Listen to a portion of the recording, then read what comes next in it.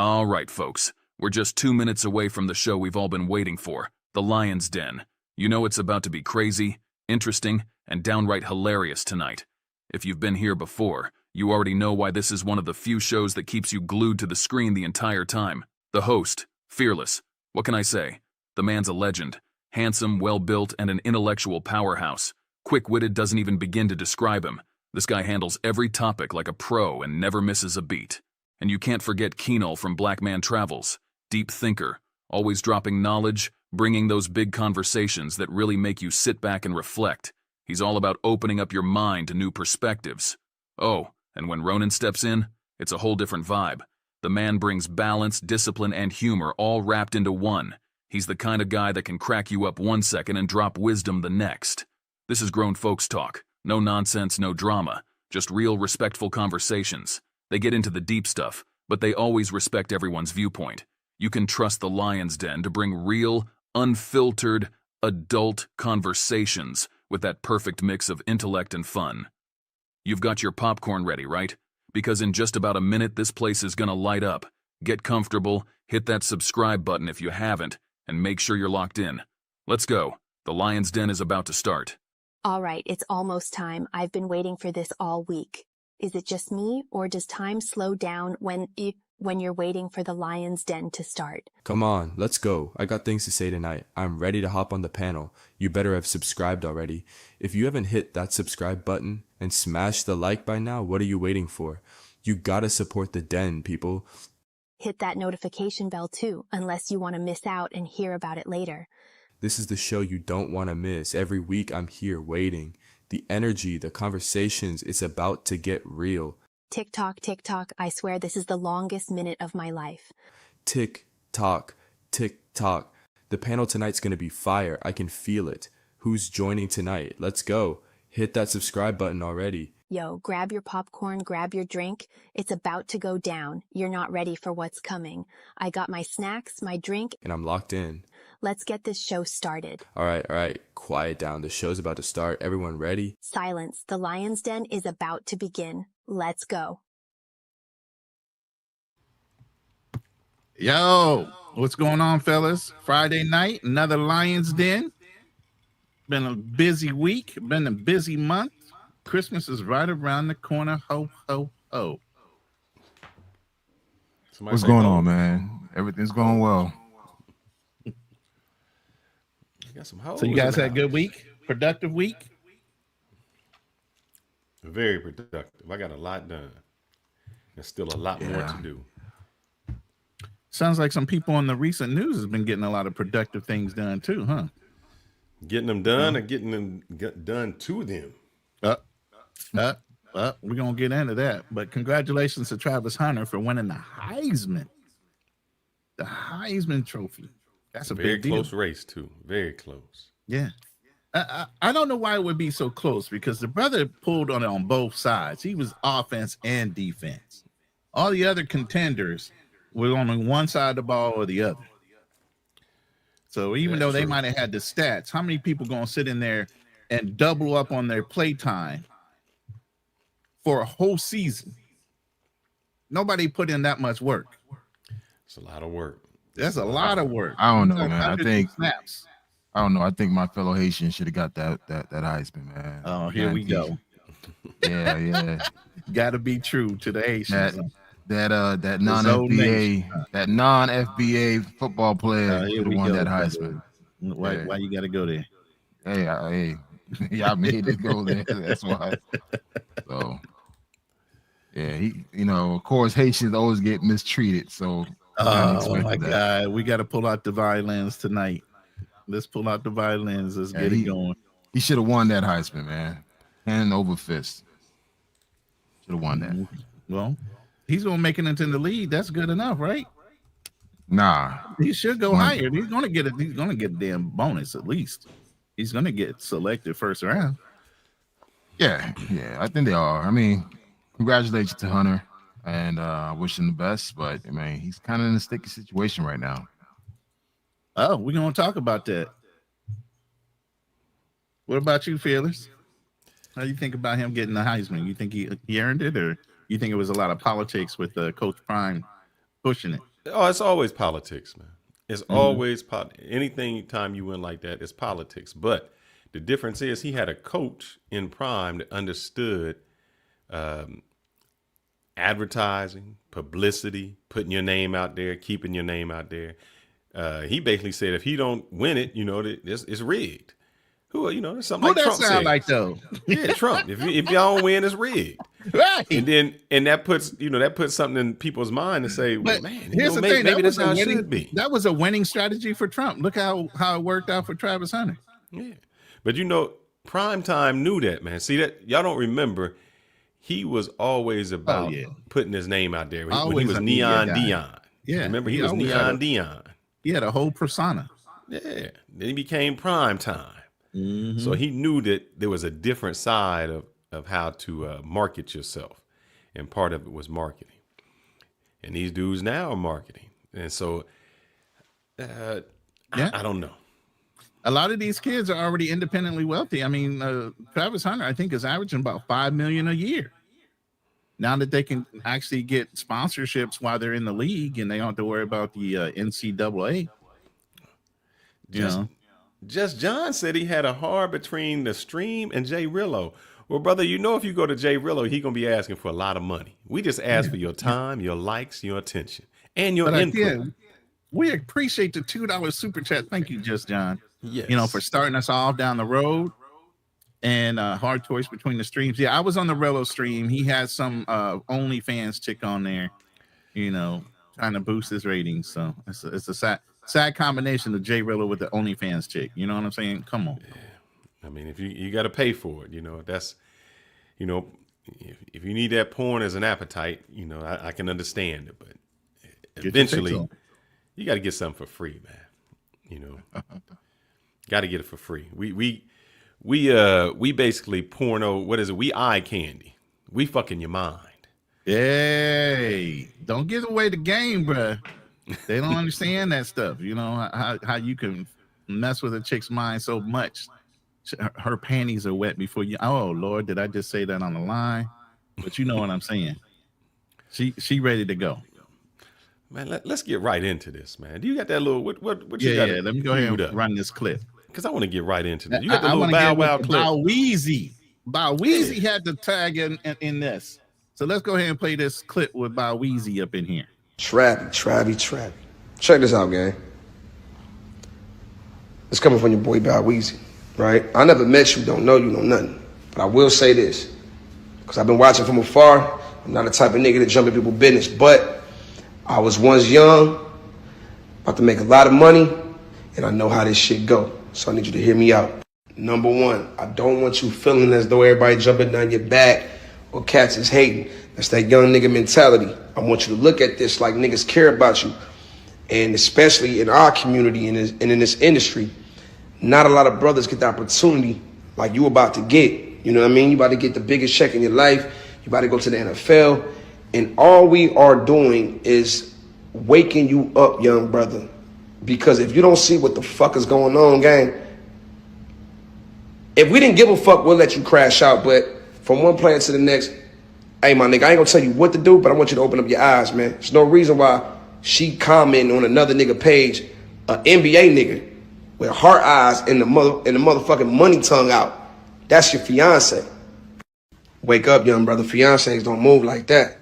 I ain't never had one of my motherfucking girls ever lay next to me in the same crib as me under another nigga page, leaving heart eyes with the money tongue out. Total violation. That bitch would have been packing up her shit and getting the fuck out my crib that day.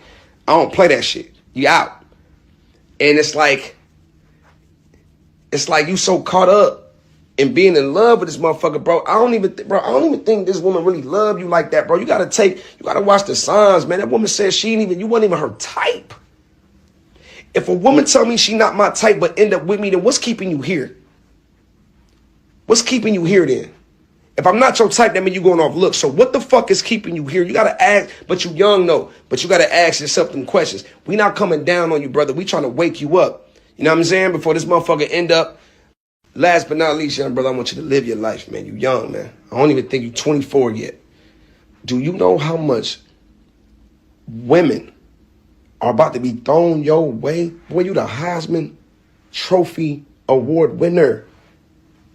Can't no nigga give you no advice better than me because I was young with the bag and I'm still here doing it, navigating through this whole shit. A nigga can't, I'm telling you from first-hand experience, brother, it's about to be so many women about to throw that thing your way, you ain't gonna be able to turn it down. So all it's gonna do is just lead to frustration and all type of bullshit in your household anyway. Young brother, snatch that ring back, get focused on what's important. Nigga, it's hard to build your shit when you got a broad with you that's, bro, you in the media more for the broad than you is for the winning the Heisman. I don't like that. You know what I mean? So I don't give a look. Coach Prime got my number. You know how they hit me. I'm telling you, my nigga, I ain't coming down on you. I ain't trying to hate on your situation. But my nigga, wake up. Damn. Was he coming straight with it or what? I said before. Wait. So, no, who was the number 2 person that was in line for the Heisman? It was Genty. All right. You know the number 3 person? Nope. All right. Let's see. Let me just look. Hey guys, I'm hearing some feedback. When It's probably Fearless over there. No, I'm using my old school, so I don't have nothing. I shouldn't have anything that feeds back. Mm-hmm. 'Cause I don't have nothing else plugged up. Mic check. See? Mic check. Ain't us.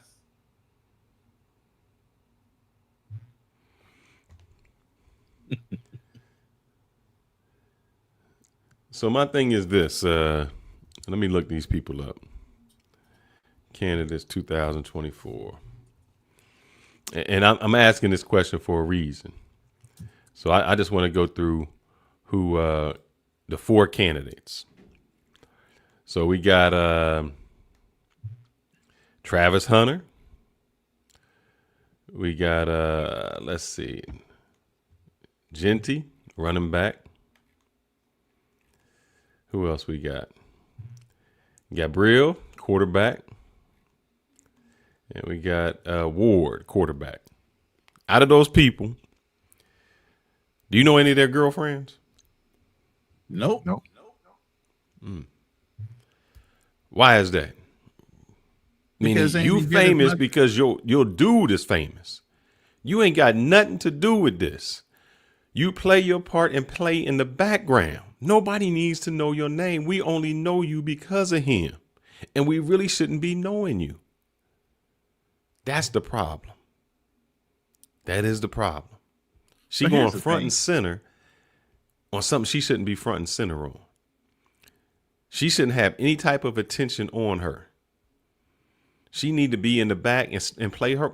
Look, this is when they say, babe, you need to play your role. Play your part. And your part is a supportive role. In the background, being supportive.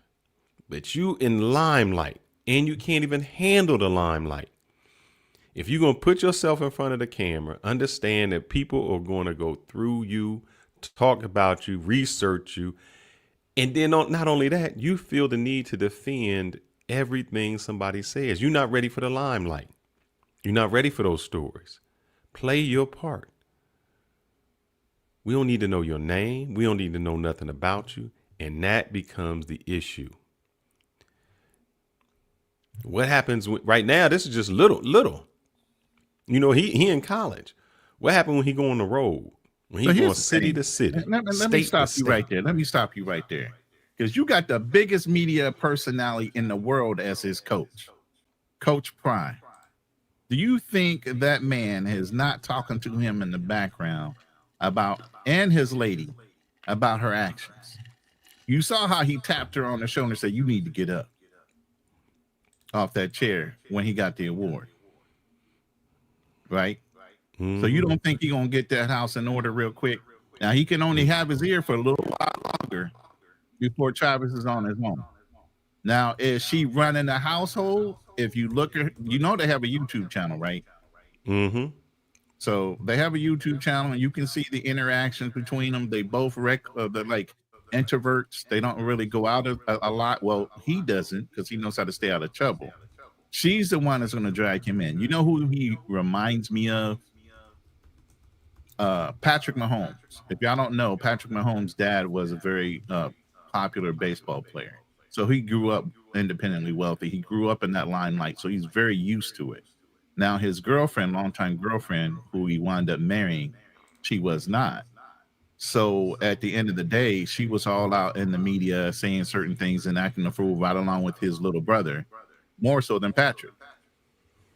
I mean, they waited through about 1 to 2 years before she settled down. But at the first couple years, I think Taylor Swift is actually helping him out a lot because of Travis Kelce getting, involved with Taylor Swift. But before Taylor Swift came in, her media training and the way she was acting, she always wanted to be in front of the camera. Her and his brother were always acting a fool.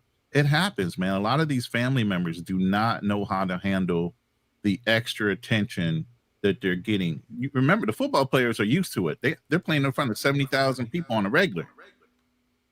The parents, the girlfriends, the brothers, the sisters, they don't know how to handle that. They ain't never been in front of that many people in their lives. So yeah, they're gonna have to go through some media training, some etiquette training, and some other things before they start addressing the media. But I think he's a young man that's got at least the right kind of guidance initially. Whether he continues to pay attention to that guidance once he gets to the NFL, we will see. Because we've seen some implosions too. Tyreek Hill, Kadeem Hunt. I mean, there's so many football players once they get in the NFL, and all it did was enhance their personality. And I'm going to land my plane with that. Well, here's the thing. I don't know if y'all knew this. I am in Dallas. And you know who used to live in Dallas, right? Yeah. Who is that? Prime and a whole bunch of other people. If y'all don't know, Prime was here. And let me. I'm just going to cue this up real quick. I'm going to see if I can go through this kind of fast.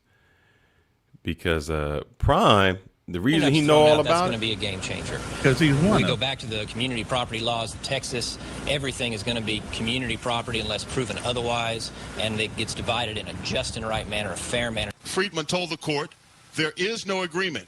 This court has been misled, and the document is not enforceable. It's greed. It's greed. You signed a contract. We had a prenuptial. And now you don't like the terms of it because the realization that it's over. Your lifestyle will be no longer the same way. It's greed. Deion Sanders, Pilar's attorney, argued, did not fully disclose his wealth at the time the two signed the agreement that he said made it void. In court testimony, Pilar's attorney in 1999, when the two signed the marital contract, testified Pilar wanted better terms. That's why we negotiated. She asked for $1 million and a $100,000 signing bonus. You stood in front of a judge and said, I agree to all the terms of this prenuptial. They asked you specific questions and you said yes. Now, when it all goes wrong, you don't like the agreement and you make up these lies. After growing tired of the arguments by Pilar's attorney, the judge ruled the premarital contract good as he had before and ordered the case to go to arbitration. I'm just tired of this. Like, move on. Go on with your life. Let's do it. You got a meal coming. Let's go. Let's do it. that prenuptial saved him. Hell Not yeah, only it did did. it save him, later on, she was doing something crazy, and she was keeping the kids from him. She was keeping those boys from him. Yeah, I remember And that. he eventually got full custody of the kids because she was playing games. So just imagine the reason he's saying, look, you need a prenup because I had a prenup. And if I wouldn't have had it, even though I had it, this chick still tried to get me for everything I got. And I had to say, look, we went in front of the judge. You signed this. You had enough time. You agreed to it. And that's what saved him. Because if he didn't or he did something wrong, he would have been paying. He would have been paying. So he knows from experience, man, it can go good now. And just think about this. I've never seen, she signed a $100,000 signing bonus for a prenup. Crazy what kind of shit is that? Yeah, that's some pro ass terms right there. You got a $100,000 signing bonus. Damn, he was showing out with that one. But that's just crazy anyway, that I'm paying you this money. And that's how it is. And he's trying to tell this gentleman, look, everything is great now. It's gravy. She been with you. We just preparing you for what you shouldn't have. And so I think the problem is not the problem. And a lot of youngsters out there don't do it. When you try to tell them, man, I've been there, I've done that, here was the result. And what I'm trying to do is save you from that bad decisions that I made. Right. They don't listen. None of them listen. I want to go ahead and chime in on this, man. He's a young man. This is probably his first time in love. I mean, we all remember how we were when we first time fell in love. That's some good coochie. We made a lot of dumb decisions. So, he's no different than any average brother that just recently fell in love, got some ass, and he doesn't know what to do. He's not going to listen to anybody. I think all this preaching to him is pointless because he's going to stand by his decision. Now, the thing is, would he follow up with that decision? Being engaged doesn't mean shit. How many people have been engaged but never been married? So until then, we see what happens. But I don't think there's no convincing at this point. If Prime can't even convince him, I don't think anyone else can until he sees the flaw, the issues, and some of the red flags that everyone else sees. But until then, it falls to deaf ears. But they have a scheduled wedding date already. Yeah, but doesn't mean they're gonna go through it. My thing is, what's not discussed is, do they have a prenup on the table? More than likely, and most likely, if Prime is guiding him, he's going to tell him, hell yes. Don't sign that contract and don't go to the NFL draft without one.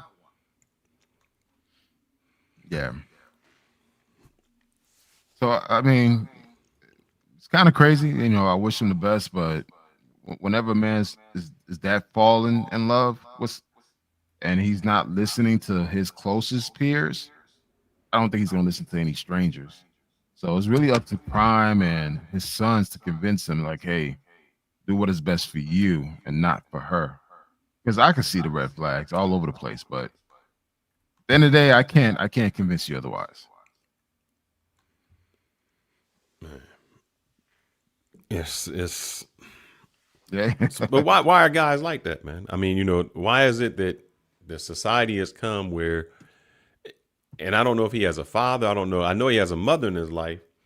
I don't know how she's in his ear, but why is it that guys, just not in this corner, they just get to the point where they just don't listen?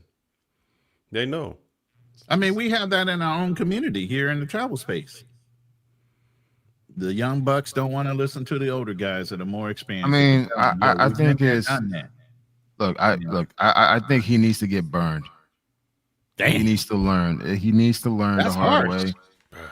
I mean, it's what it is. We all learn. Look, listen, we all gone through it. We talked about that yesterday when mothers coddle their sons instead of letting them get hurt and learning from every man goes through that, and it's sad that he has to go through it. So if it means he has to go through his first marriage and divorce it within 1 year, he learned his lesson. But until then, beating a dead horse here, man. I think he's deeply in love. He's in his own little world, his own little bubble.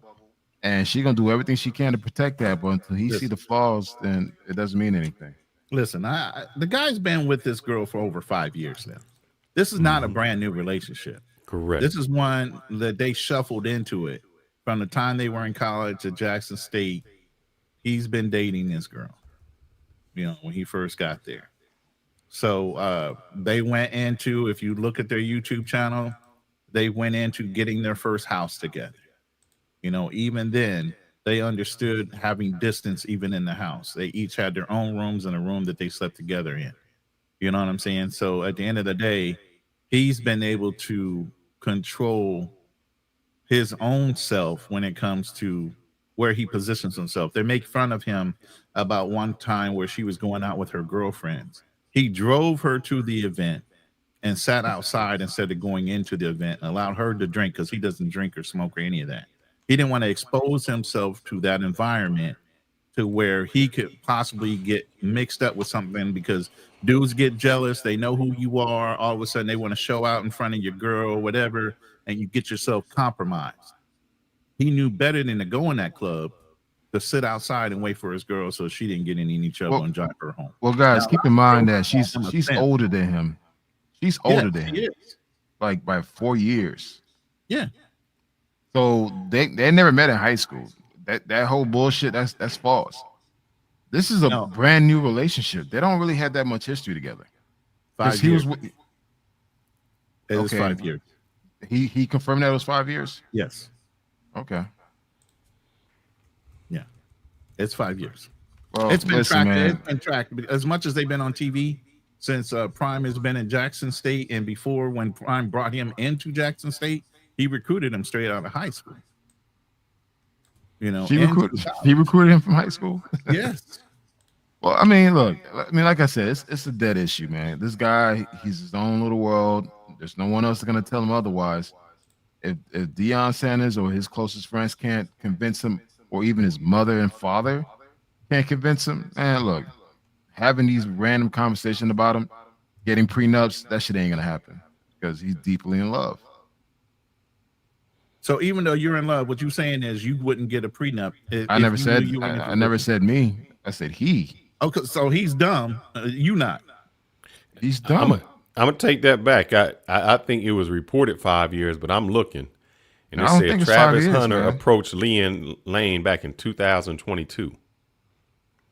So that's only about 2 years. Yeah, I know it's not 5 years.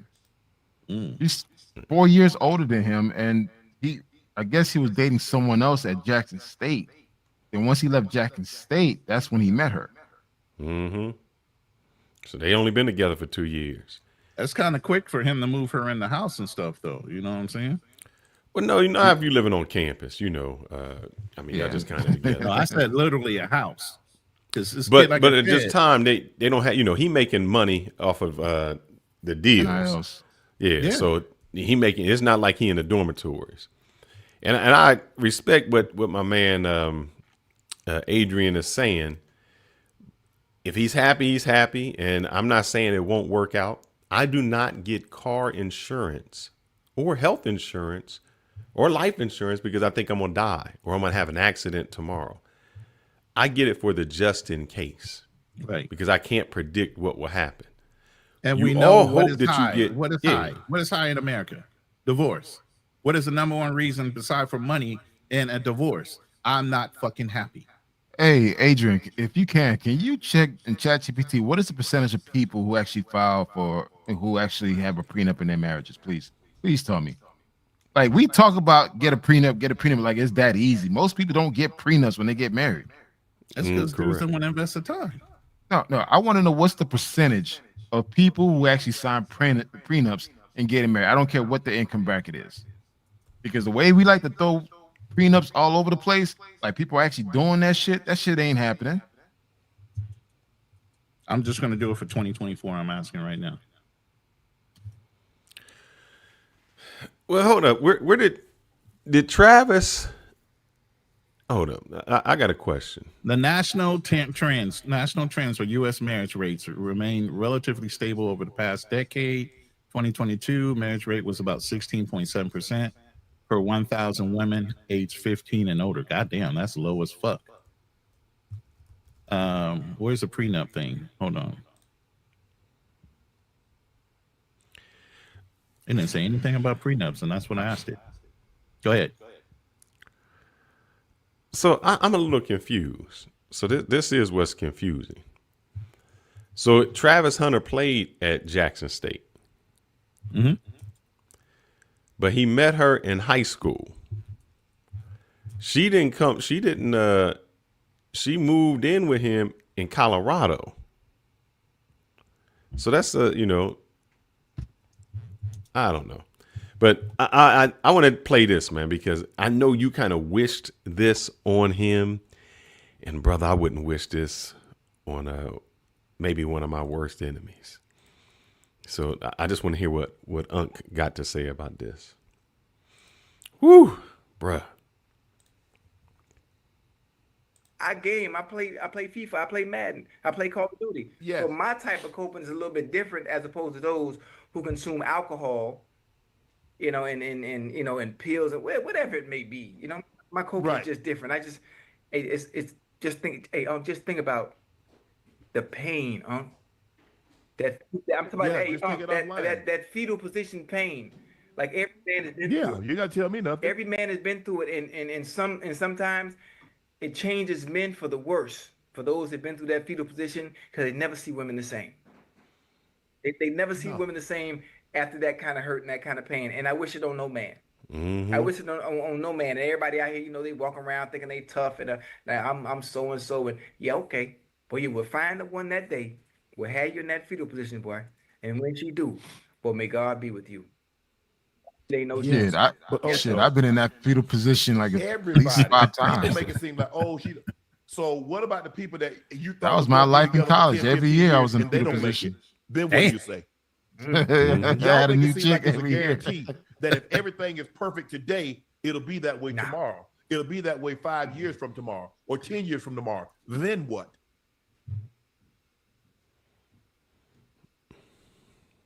Yeah. Look, how you do with how you do. I'm a very private person. I don't reveal as much as I don't reveal a Yeah, whole me lot. neither.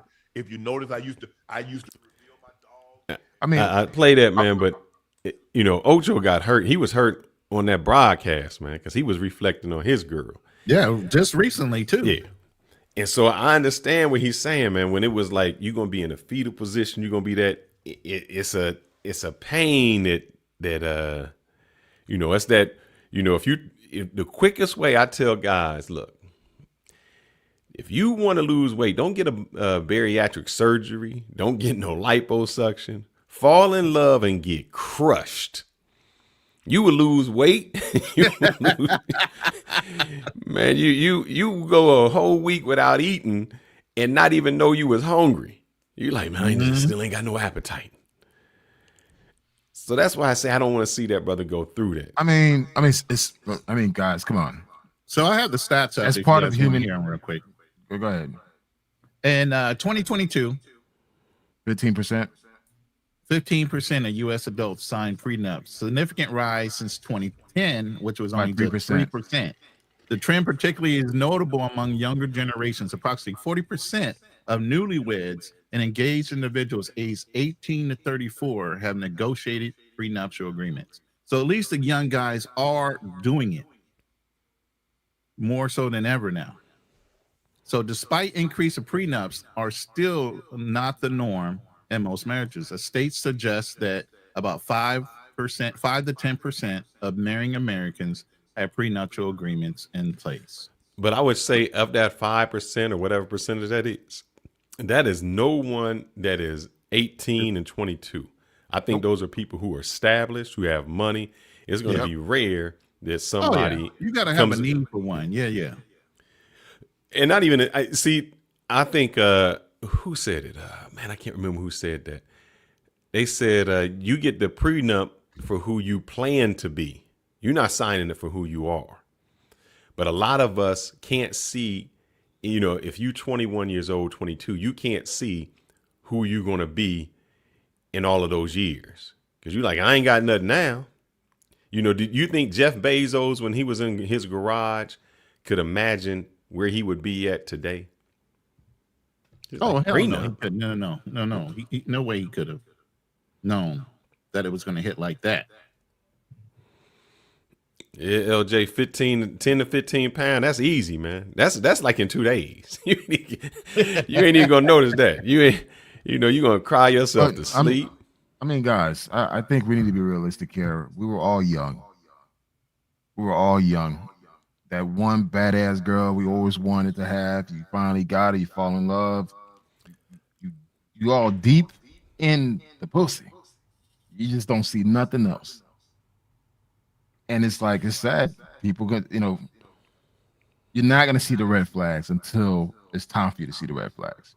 So me personally, let him live his best life. If he gets married or not, I don't care. It doesn't affect me. But I hope he just put himself in the right position. So I got a question for Henry Turner. He says, this is why the community is so effed up. You got 5 grown ass men sitting on here talking about a kid and his relationship, and y'all don't see nothing wrong with it. Well, There's only Henry, I 3 would of say us here. this. This is why the community is effed up for people like you. Because you should have a father community. You get raised by a village who can sit down and talk to you and say, hey, man, I've been in the same mistakes. Let's do it. That's why rappers are still signing a fucked up deal, because nobody said to them, man, you didn't do it right. I messed up. I should do it. That's why somebody's still balling out and going to jail, because nobody sat down to them and said, I did it wrong. Won't you do it right? The problem is the community don't care. The community wants to see you fail and fuck up each time, because we rather see you crash out than come up. Yep. You are the issue, man, because it should be people that should gather around and say, man, don't do this. Let me help you out. I've been there. And the reason blacks always fuck up and always start from zero every single generation is we don't have these talks. See, in white communities, they talk and say, look, we're not starting from zero. We're going to build a generational wealth. I'm going to sacrifice so you don't have to sacrifice so that I can make things better. They talk about it. They have those communities. We don't. This is what's wrong. So it ain't the problem. We ain't the problem. We're trying to make the next generation better. If you want to keep starting from zero, you keep starting from zero. Let me say this real quick. And we just had this conversation yesterday on Thursday Night Therapy Session. You might want to go back and replay that. The problem is, in your household, your mama raised you, if you were a single parent home, that said, don't nobody say shit to my son. She coddled you and kept you away from male mentorship. So this is why we have these conversations. It's not just to have our airing out our opinions. It's for other brothers that are disillusioned and don't know what they're doing, don't have any male mentorship to even hear some of the things we're saying and take heed to what we're saying and apply it to their lives. Because there's not a lot of men out there that are telling y'all the right thing to do. They'd rather watch you crash out than tell you the right thing. So the fact that you're sitting here saying that means you don't care that people actually in your community are looking out for you, which is ridiculous to me. It used to be like that. Your neighbors looked out for you and all of that. And he's saying Travis has a father and it's okay with him getting married. I don't care if the brother gets married. We're saying protect yourself, your investment. That's all. Get married. I like guys to get married young, because as a young person, you can build wealth. You can have, you don't have to be on the cock carousel with the women. You don't have to go through all of that. You can be with someone. That's a fantastic thing. I think more gentlemen should get married at a younger age. And the reason that they don't is because they don't feel financially secure. But protect your investment, man. Protect who you are and who you're going to be later on. That's all. And the reason, and you're saying we don't care. Deion Sanders, his coach, is telling him from the video I just played, because Deion, who was the man, went through the same thing. Beautiful woman. Pilar was fine. Yeah, but what happened? Yeah, she was fine. But what happened? She signed it and said, you know what? Yeah, I signed it and I agreed to it. But you forced me, or you did something, or whatever excuse it was. She changed the whole dynamics of it. And now she became a victim. I'm going to say this, man. I just did a podcast this past Wednesday about, making sure that you vet the person that you marry. Right. The same things that I tell you, to do while overseas, if you're looking for that special person, it's the same thing you do here in the States. Don't rush it, man. Take your time, vet the person, get to know the person outside the bedroom, put them in different situations to see how well they will respond to it. Then you go from there. But we're not hating on the brother. We wish him the best. Like for me, I wish him the best, man. That's it. But I still say this. You want to go back and just go on that? When you say, yeah, he should get married, I don't even think that's the right chick. Because your woman ain't playing her role. You are in the limelight. She shouldn't even be a part of the picture, man. She should be playing a supporting role. Do you know, like when you see the president, he out there talking, but the people that's really making the decisions, the power behind the president, you don't even see him.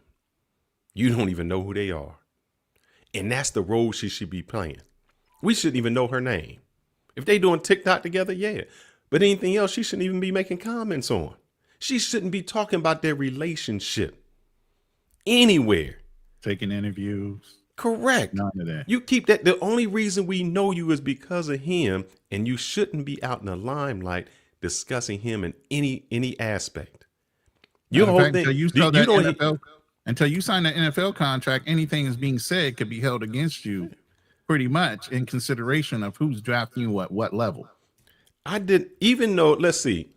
Kobe Bryant was much more famous than Travis. I didn't see his wife really doing anything. She just played the supportive role.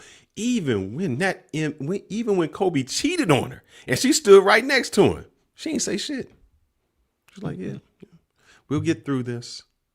You don't hear LeBron James saying Michael Jordan divorced his wife and married a Cuban woman. You ain't hear her bashing. Do you even know Michael Jordan's wife's name? A lot of y'all don't. But also too, we're living in a different generation where people want to be seen, and you have someone like her that wants to be seen. But the thing is, now she doesn't like the attention she's getting. She realized people don't like her, and that's not a good People feeling. aren't gonna like her because she's not black and she's got a black man on her arms, which is already crossed up in the community. But the thing too, she said and done things. She said and done things in the public eye on live television that, like, yo, this is not a wifely duty or behavior.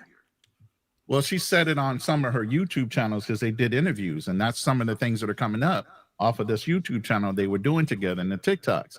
Let me read this $5 super chat from True Prodigy. Thank you for the $5 super chat. I hope everything works out for Travis, but I genuinely think he has low self-esteem. What do you guys think about that? Do you think that's an issue? I don't personally think he has low self-esteem. I think he thought he found a good girl. They've had a relationship to where they've grown as he's increased in his income. Maybe he thinks he can trust her. I mean, nobody knows what goes on behind closed doors and whether this woman is trustworthy, even though she might not know how to act in public. Sometimes you just can't. Oh, brother, hold on. Girl. He says a dude who just won the Heisman Trophy has low self-esteem. Ha ha ha, brother. What was my man's name? Robin Williams. He won everything. Did he have low self-esteem? He had some mental issues, and he wound up committing. Exactly. The one guy that used to do the travel thing when he used to do the cooking show. Did he have low self-esteem? No. But he offed himself. Yeah. So it doesn't matter what people present to you to the outside. And just because you won something, how many musicians have been on top of the world and then all of a sudden they off themselves? Plenty. Exactly. So don't tell me somebody won the Heisman Trophy. I know a guy that said, I know somebody said, man, I forgot who it was. They said they won the Super Bowl and they looked around and it became the worst day of their life because they thought they made it, but nobody was there. So you can't say just because you won something that makes you happy. There's a lot of people out there that you thought was happy and thought was on top of the world. And the next thing you know, you're like, man, he's no longer here. That's a stupid analogy, brother. That means you let me know your ignorance. Uh-oh. Don't do that. You turn into your boy. And I'm not pushing you pushing someone else's failures on Travis. You said that he's happy because he won the trophy. Heisman. We don't know how he feels. Nobody knows how he feels. That could have been the happiest day of his life. And here's the thing, if it was the happiest day of his life, where should the attention be? If it's the happiest day of his life, all we should have been talking about on Heisman Trophy Day is Travis Hunter. But what did we talk about? Whether his girl didn't stand up, whether she didn't do that, whether she didn't do this. The day is his. And that's all that should have been discussed. Her name shouldn't even have been mentioned. When you see a dude that get into the NFL draft or NBA draft and he's sitting there on the couch and they call his name, they only talking about him. The focus is never on the white chick. Usually it's a white chick that's sitting right next to him. Never. Again, guys, I think we're forgetting that this is a whole different generation, man. I think a lot of people just want to be seen. And me personally, I don't want to put my wife in the forefront. I don't want to share my personal life stories onto YouTube. I don't want to do none of that shit. So it's like, but some people like that. And Right. he likes that. She likes that. So be it. I want to say this. Play Dog brings up a good point. It's not hate, it's concern. The word hating is overused and misused. We call it player hating back in the day. Travis is a player on a football field, but he is not a player in a street game. Mm-hmm. Facts. Yeah. Now, how many people do you say that are superstars or very famous, but they really don't have those life skills? Because you're like, how did that happen to you? I thought you would have all of it. And they still socially awkward. Still don't know how to communicate. Still get caught up in that. Oh, well. I wish him luck, man. Still, I feel like Genty got cheated. He should have won the Heisman. My fellow Zoe should have won that Heisman. He would have been the first Haitian to win a Heisman. But hey, we'll get it next year. We got a few more Haitians in the league playing, so it's all good. You ready to wave your flag? Where's your flag at? I see your little symbol behind you. See that symbol behind me? I see you. That's all I need, man. That's all you need. That's all I need. The first you need a free little black independent country in the world. You need a little Never forget that. for your machete. Oh my! Behind you too. But I know you don't want to leave that out for the kids. So nah, yeah, the little one. He's already grabbing stuff. But I want to take this a little bit beyond Travis Hunter. Why is it that in the community, especially in the black community, we seem to fail over and over and over again? We never learn. We think if somebody's trying to tell us something, that we can't listen because they didn't make it. And sometimes that guy that didn't make it, there was a reason why he didn't make it. And maybe he's explaining to you why he didn't make it. And I'm going to tell you why I know.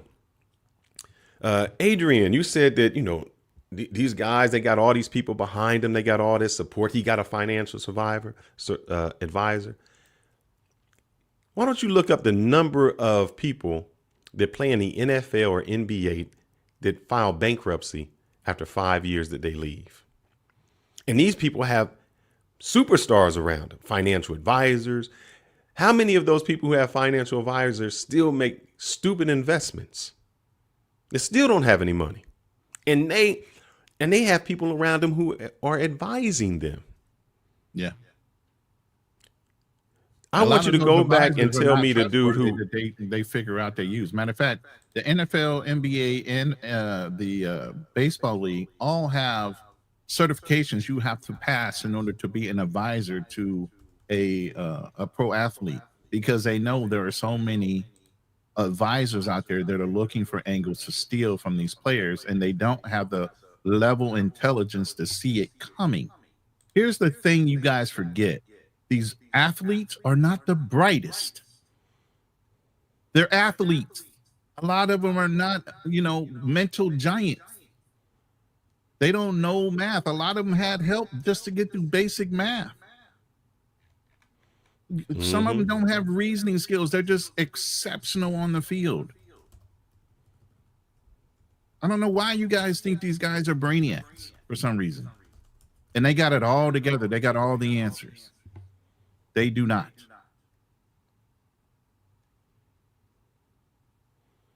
Well, I mean, you have to understand, a lot of us are coming from families that have never been educated on certain things. Like, I could tell you this, and I could share my personal story, coming from Haiti. My mother couldn't read or write. My mother came in this country illegally. Like, just like how these other immigrants is coming into this country, my mother came in the same way, but on a boat. We lived in the projects. So I was never raised around wealth or educated people. All I knew was like, hey, you graduate from high school and you go find a job. It was not until I changed my surroundings, and that's when I start realizing, like, hey, there's black excellence. But a lot of us don't get exposed to that. And also, too, in the black community, when I say black community, I'm speaking African, Caribbean to African Americans. We still have this get out the mud mentality. Correct. And we pass that shit on to our kids. Right. Hence why we always start over. We start over every fucking 10 years. Exactly. So, I mean, that's my take on And that's what I'm saying. We consistently never get taught the basics. And somebody's always saying, you know, not in other communities. They don't say, man, if you had to go through all that struggle, that's the only way you got legitimacy. And it would seem that, world? huh? I mean, here's the thing. Our culture, and I'm saying American, because even the non-FBAs, when they come here, they group up. They help each other out. They still have that mentality. For some reason, our culture specifically is like, when you hit 18, you got to get the fuck out the house. They don't teach them about businesses. If you look at the Asian community, the white community, the Hispanic community, their families own a house, own a business. They're working in that business. They're learning how to run businesses. They're learning how to conduct things. Their parents take them to those businesses to teach them.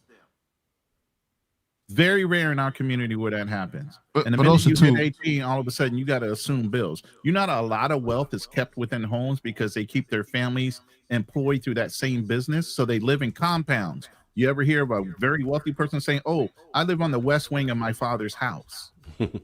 They add on to the major compound of a house. They don't have to go buy their own shit because it's communal property at that point. But it's not taught, man. That's what I'm saying. But it's not the community fault. It's just, why not?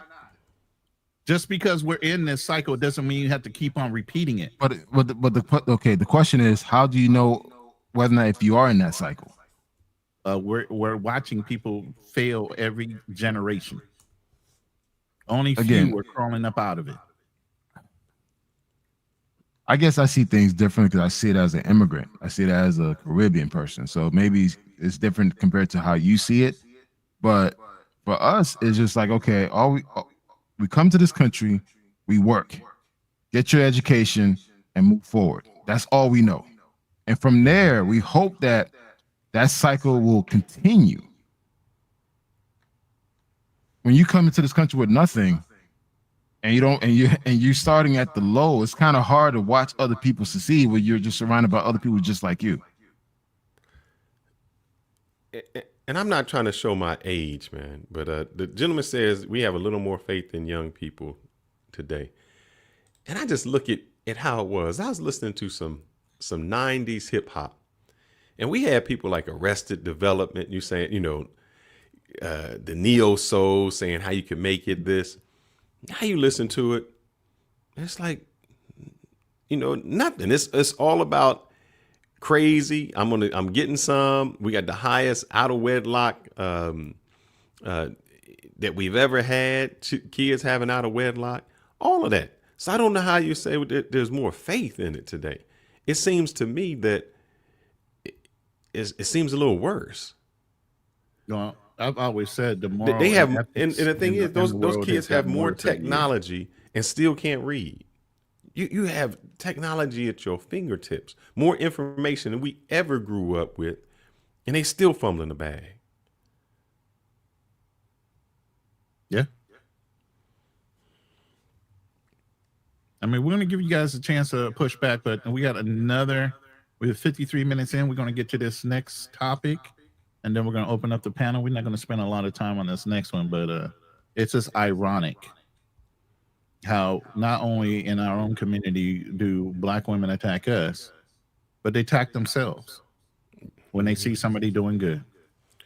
They attack themselves when, well, go ahead. I'll let you play it and we'll get to it. Right, I'm going to start the first one, but there's a series of 3. We might not do all 3, but I'm going to do at least this one right here. Where's she at?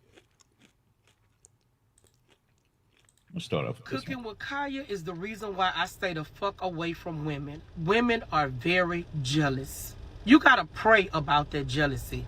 Cooking with Kya did not do anybody nothing but pop it a little bit for pimp and cook her little meals. And TikTok decided to push her videos through.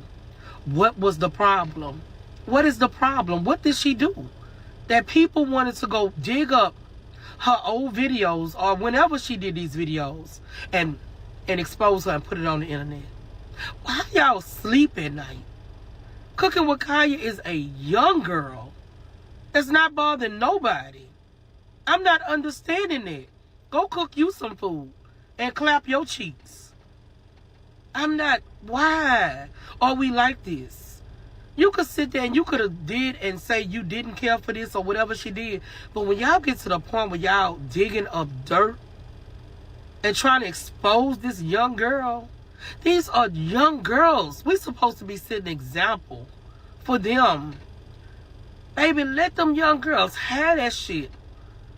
They pretty. They got nice bodies. And it's okay to tell another woman, you are beautiful, you smell good, your shoes are cute. We got to get the jealousy out our heart. See, that's something I prayed about a long time ago. You got to pray about that shit. And it's okay to let people have their fucking moments. Cooking with Kya was not bothering nobody. That's why I don't deal with too many women. I stay far away. Because you can have somebody that you thinking your friend sitting next to you every day.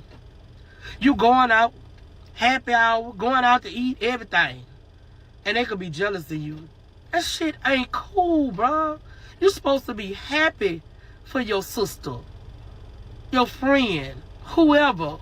I don't even know if it's any hope for us.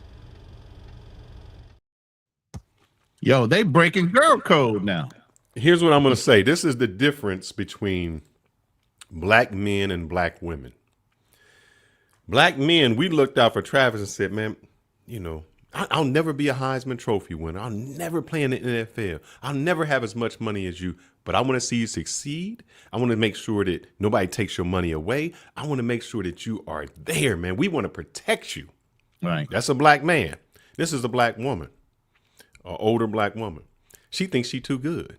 Oh, she gonna cook for a man? Shit, we gonna tear her down because I'm jealous that she gonna do it. Who she thinks she is that she gonna make these men happy by doing something that I should be doing, but I'm not doing, by just cooking a meal and being happy about it. Oh, we can't have that because now guys are liking her.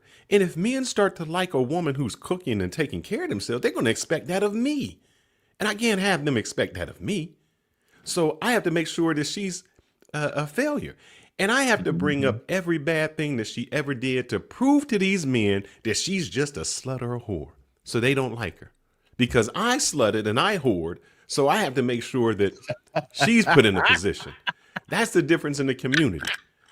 That's crazy, man, that you would take a person in the black community. Those women are so jealous and so upset that men are saying, man, that's a breath of fresh air. That's a black woman in the kitchen. You know, she may just be opening up a Jiffy pan and open up some cornbread, but shit, I've seen girls that can't do that. That don't even know how to set the microwave right. They burn popcorn. And they upset at this woman because other men are looking at them. And here's a reflection on what they call them passport bros. So passport bros were leaving to go somewhere to say, man, I want a woman who does that, who cooks. And they hated on them. Oh, you want to find women ain't cooking today. I got to work 8 hours and I ain't coming home to do that. And she came in and said, you know, this what pissed them off. Mm-hmm. She said, I can take your man.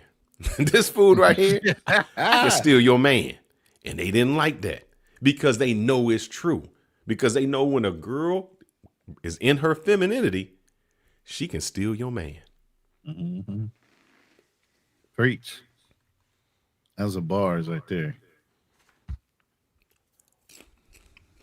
Well, y'all follow it up with something, brother. I need get my chorus, get my 808 going. No, sitting there looking like the mad scientist, bro. What you got going on? No, I mean, personally, I don't see nothing wrong with that young lady cooking and dancing. You know, if she's doing that for a man, hey, more power to her. As far as for the ladies hating on that, and look, she shouldn't be bothered by that because she's living her best life. Now, my thing is when you start trying to cancel somebody, trying to dox them, exactly, that's wrong. It's just like, really? Like, is your life that miserable where you gotta, negatively impact someone else by them just cooking something? I mean, here's it tells you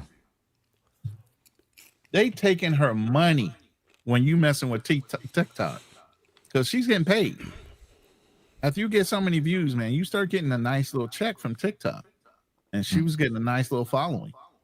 So they have petitioned TikTok to not only take down her TikTok because of some past media that she had, not the stuff that she's doing now, which is crazy, but something she did in the past. And here's the thing. Something she did in the past that was not illegal. Mm-mm. You know, that if I think it was like a recording or some kind of sex tape with her and her man. And, you know, she didn't release it. That was somebody hating on her. So it had nothing to do with TikTok at all. Nothing at all. And that's how they come at her, man. Yeah. Man, these women, women. Let me show you how karma comes back and bites people in the ass. All right. Welcome to another video. Cooking with Kya. Cooking with Kya. Hey y'all, welcome to our first Cooking with Kya video. So before we start, we're gonna season and marinate the meat and let it sit for about 2 hours before we cook it.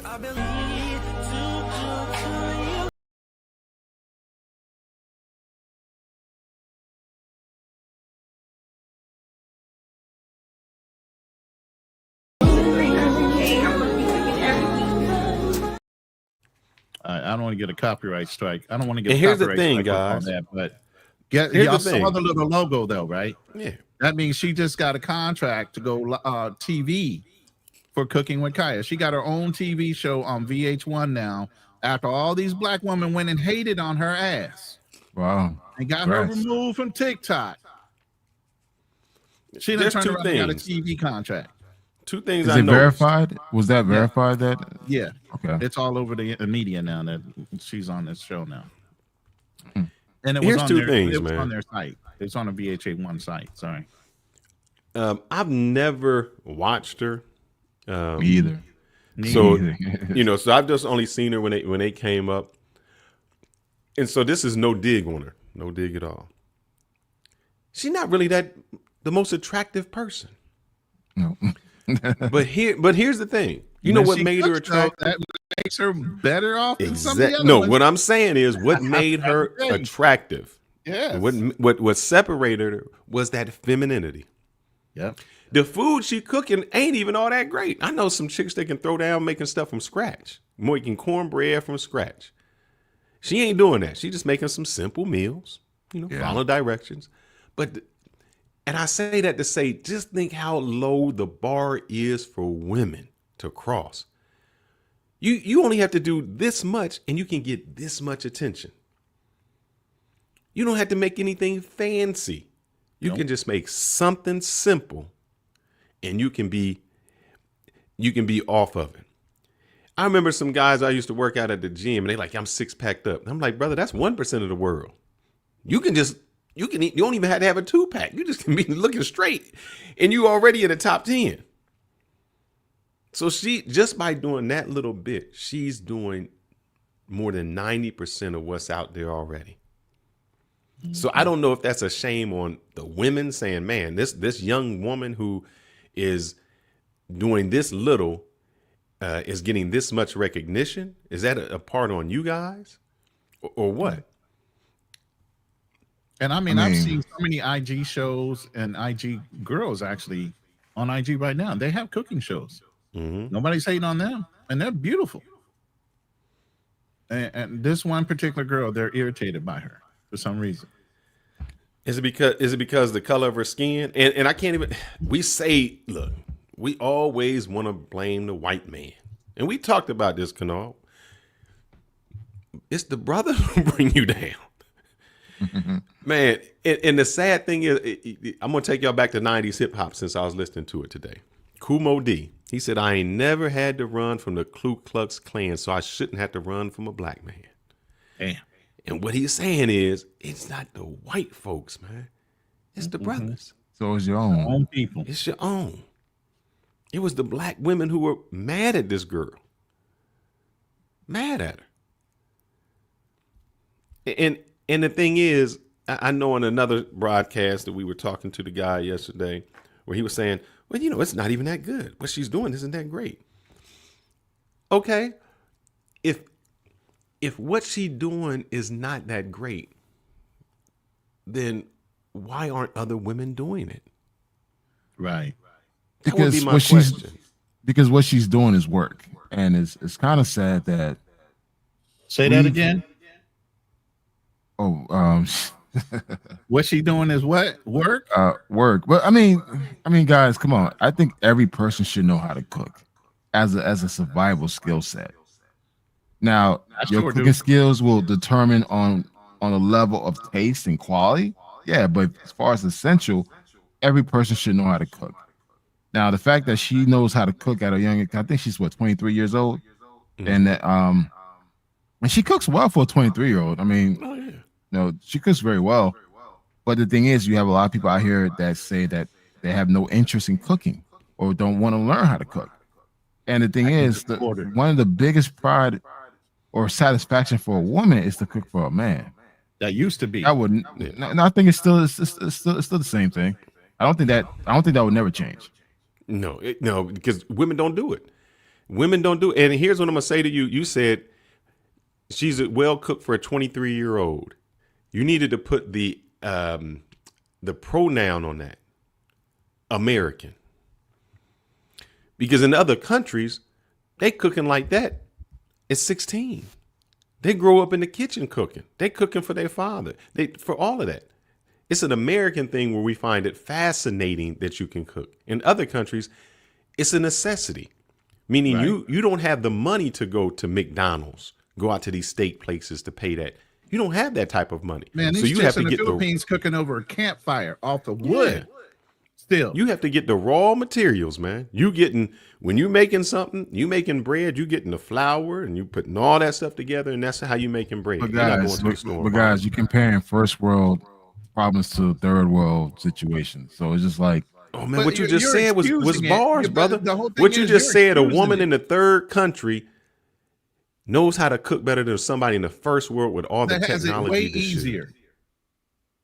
Exactly. Look, I think this is my take on it, and we had this conversation on WhatsApp. I think a lot of sisters do know how to cook. They just prefer not to, and I think they just prefer not to cook for a certain type of guy. I'm not gonna sit here and put everyone in the category like, hey, they don't cook at all, or they don't have no interest. You gotta put that cape up sometime. No, I mean, I'm just a realist, man.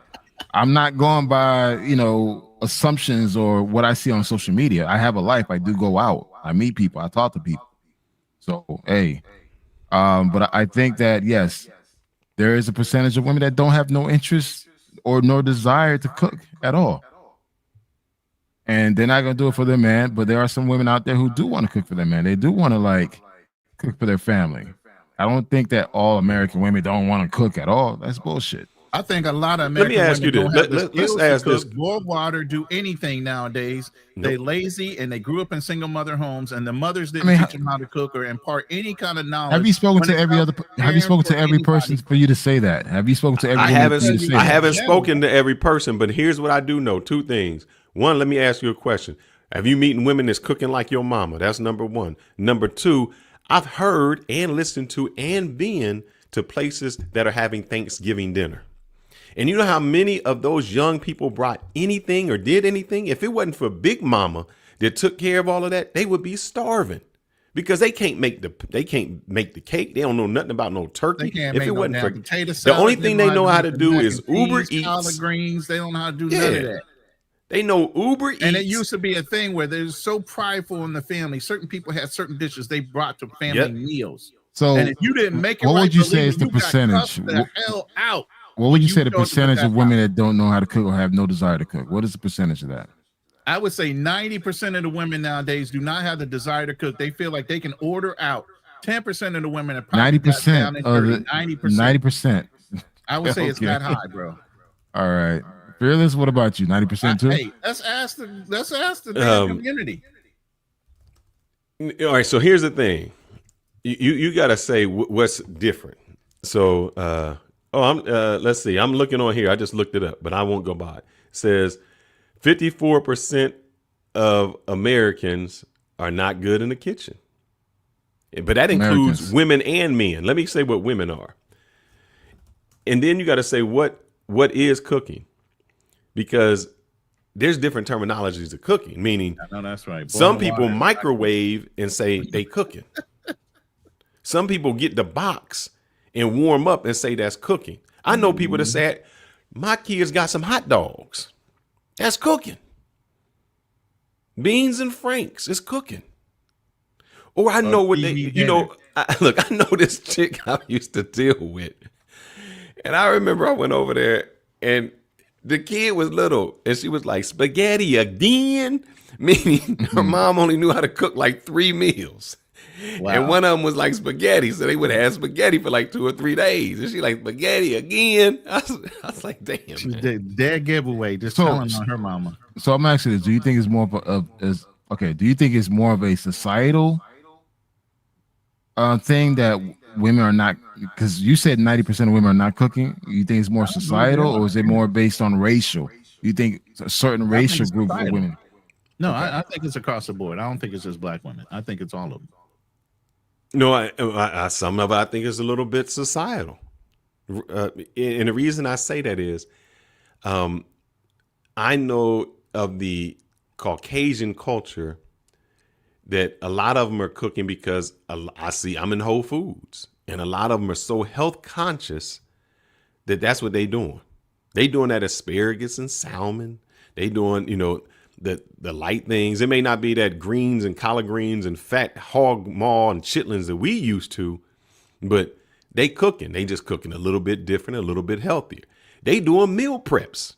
Now, I don't know too many sisters doing meal preps. I know they doing McDonald's preps, but I ain't heard them doing the meal preps. Come on, man. Come on. Well, they're doing those Lunchables. Bruh, if you go to the, you go to the gym. Let me ask you, you go to the gym.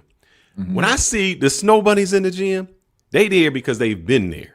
When I see our sisters in the gym, a lot of them are there because they need to be there. There's an entire difference. That's entirely different, brother. Meaning you got so big that your doctor told you, baby, you got diabetes, you got high sugar, you're going to have a stroke. And if you don't get to the gym, you're going to be dying. And that's when they get there. I have a question for Roland. Go ahead. Before you switched it over to the Philippine side, and you were dating American women, how many of the girls that you were dating knew how to cook? Both of my wives that I married knew how to cook. No, the women that you were dating. Hold on. I'm breaking it down. Okay. The women that I dated, I would say it was a 60-40 split. 60-40. Okay. Mm-hmm. Of 60 being the ones that could cook, and the 40 that couldn't. 40 that could not, yes. Fearless, what about you before you got married? In the U.S. or out of the country? In the U.S. Oh, man. Not that many. Not that many. Okay. Look, I'm going to tell you this. My girlfriend in college tried to make gravy. Oh, and it turned out glue. Meaning you can't just do flour and water and mix it. She didn't know that you had to put like chicken broth or the chicken flavoring and stuff in there to do it. I was like, baby, this ain't white gravy. This is just glue. So a lot of them don't know how. I know more girls that watch cooking shows than cook. They'll watch the show, but they don't know how to cook. A lot of them didn't, man. What was your percentage? I would say I would say that I knew one girl, and I still know her name. I won't say it. I mean, she, a friend of mine. We went to high school together. We also went to the same college together. She cooked. She did the fried chicken. She was a big girl, but she cooked. And she cooked every Sunday, and people went over to her dorm, and we all threw down. Sunday dinners. Yep. I would say 90% of the women that I dated knew how to cook.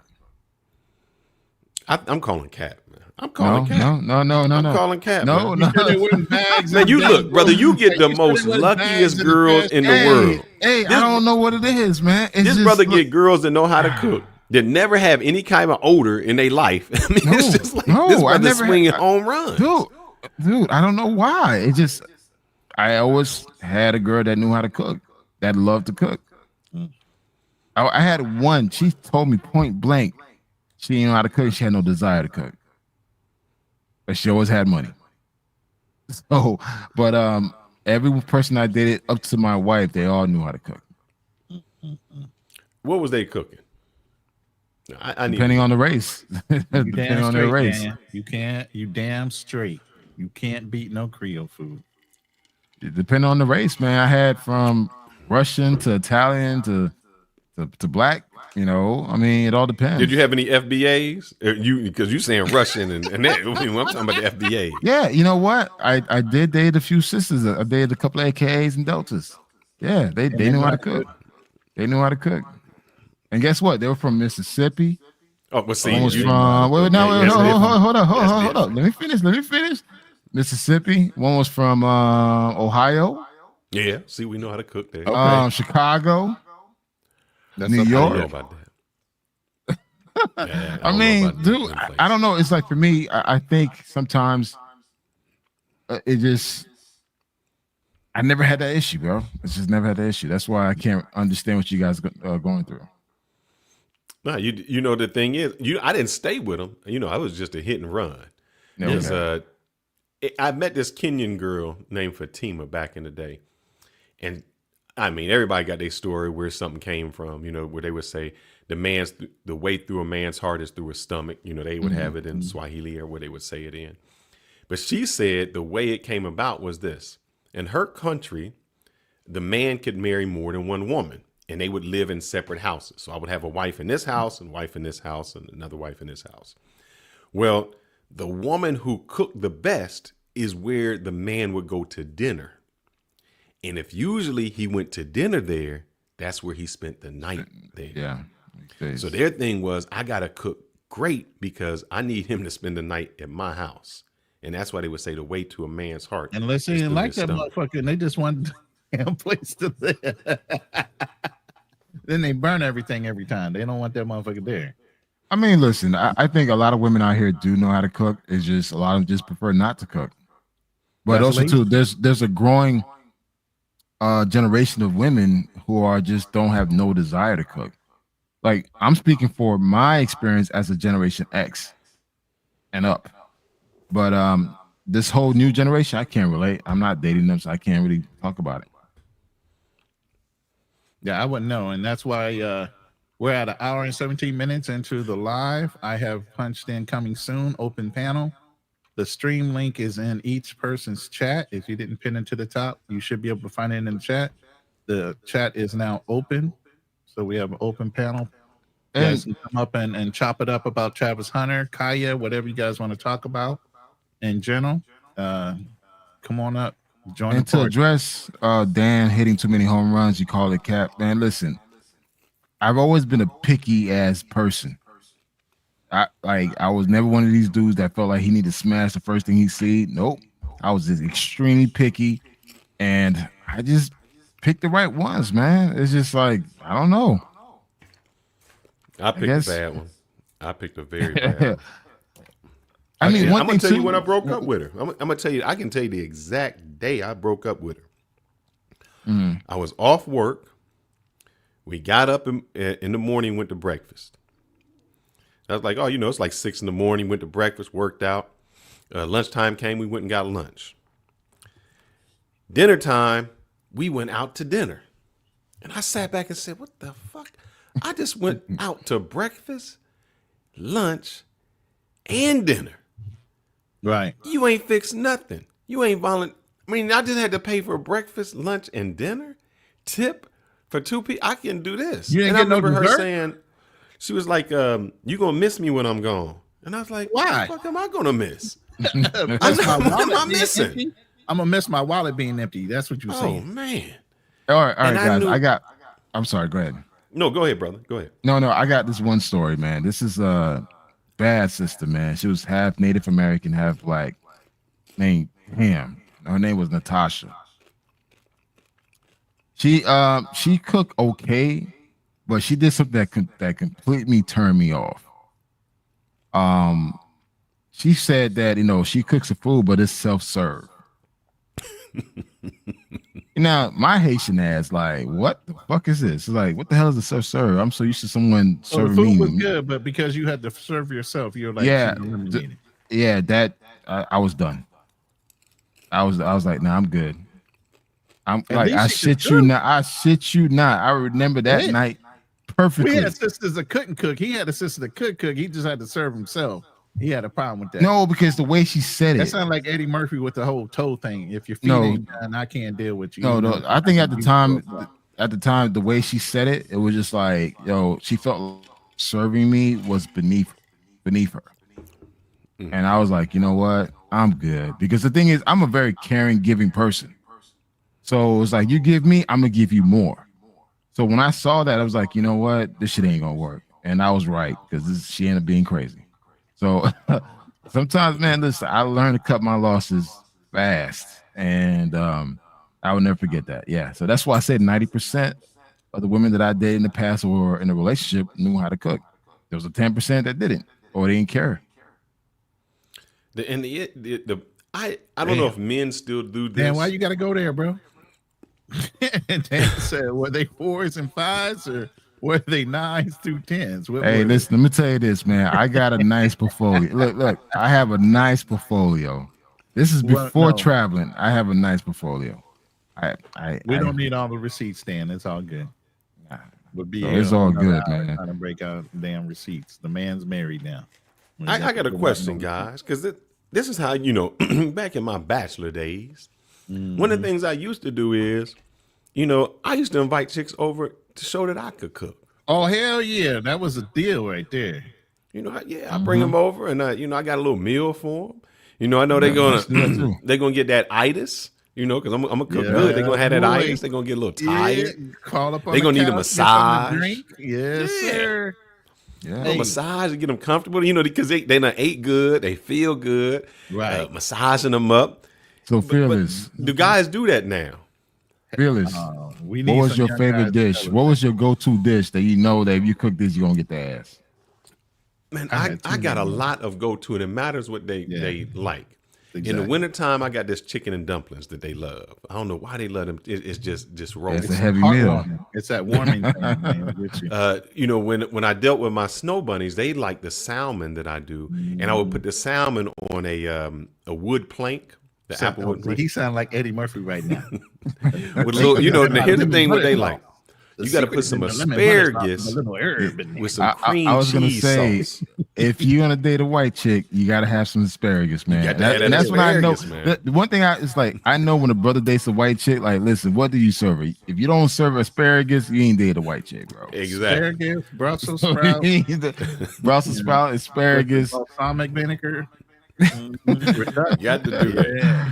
So y'all know I had a few snow bunnies back in the day. I've had a few different ones with that. Now, when I go, my famous dish going to the cook and not the cookouts, the holidays was I do a sweet potato casserole. So they love the sweet potato casserole. Put them pecans in it, and they roll that. Well, I'm gonna tell you this, man. I had my chicken fettuccine. I had my chicken teriyaki. Again, guys, this is 2001 in Chicago, Humble Park. Got my first apartment and shit. I'm right down from downtown Chicago. So they used to come over to the crib. I used to make my chocolate martinis, my Cosmos, and all that stuff. I used to always make martinis, man. Serve up the dinner. Hey, by the time it's cold outside. Yeah, get on this blanket. Let's cut on. And again, guys, get that fire. Guys, keep in mind, Blockbuster was still open. Yeah, we used to go down to Blockbuster, go get a couple of tapes, a couple of DVDs. That's what I was trying to come back to the crib. You done made a whole weekend out of one cook date. That's it, bro, man. Next thing you know, it starts snowing in. You can stay over the night. You don't need to drive home in the snow. Ain't no need for that. And the thing is, I know that people would say, man, you don't drink like a lot of the hard drinks. Yep. Well, the problem is, I made so many sweet drinks because a chick don't want to have a shot of whiskey. Nah. She want to have an apple martini. I want that Hennessy. Yeah, she want that apple martini. She want that drink that's gonna sneak up on her. You know, you can give her a few, you can give her 4 or 5 of them, and she don't even know that she about to be drunk. Oh, this is Bro, so sweet. I used to make the mojitos, man. Make the mojito with the mints. Man, bro, look, I make my chocolate martini. Oh, you know what I used to do during the wintertime? I used to make my warm chocolate martinis. Mm-hmm. So it's just like, hey, man, we sitting down watching some blockbuster movie. Next thing you know, it's hitting. He's like, oh my God, I feel real good. Yeah, I know you do. Hey, man. Now I will say this: the last since I've been 16 days. So the last 2 weeks, I've probably cooked the most I have all year, and not because I had to. It's because the wife's mom is in town, and we trying to go toe to toe. You know, we in competition. So this morning they made their Avena, which is their oatmeal, oatmeal, and I had to make my oatmeal. So I'm like, you know, hey, which one tastes the best?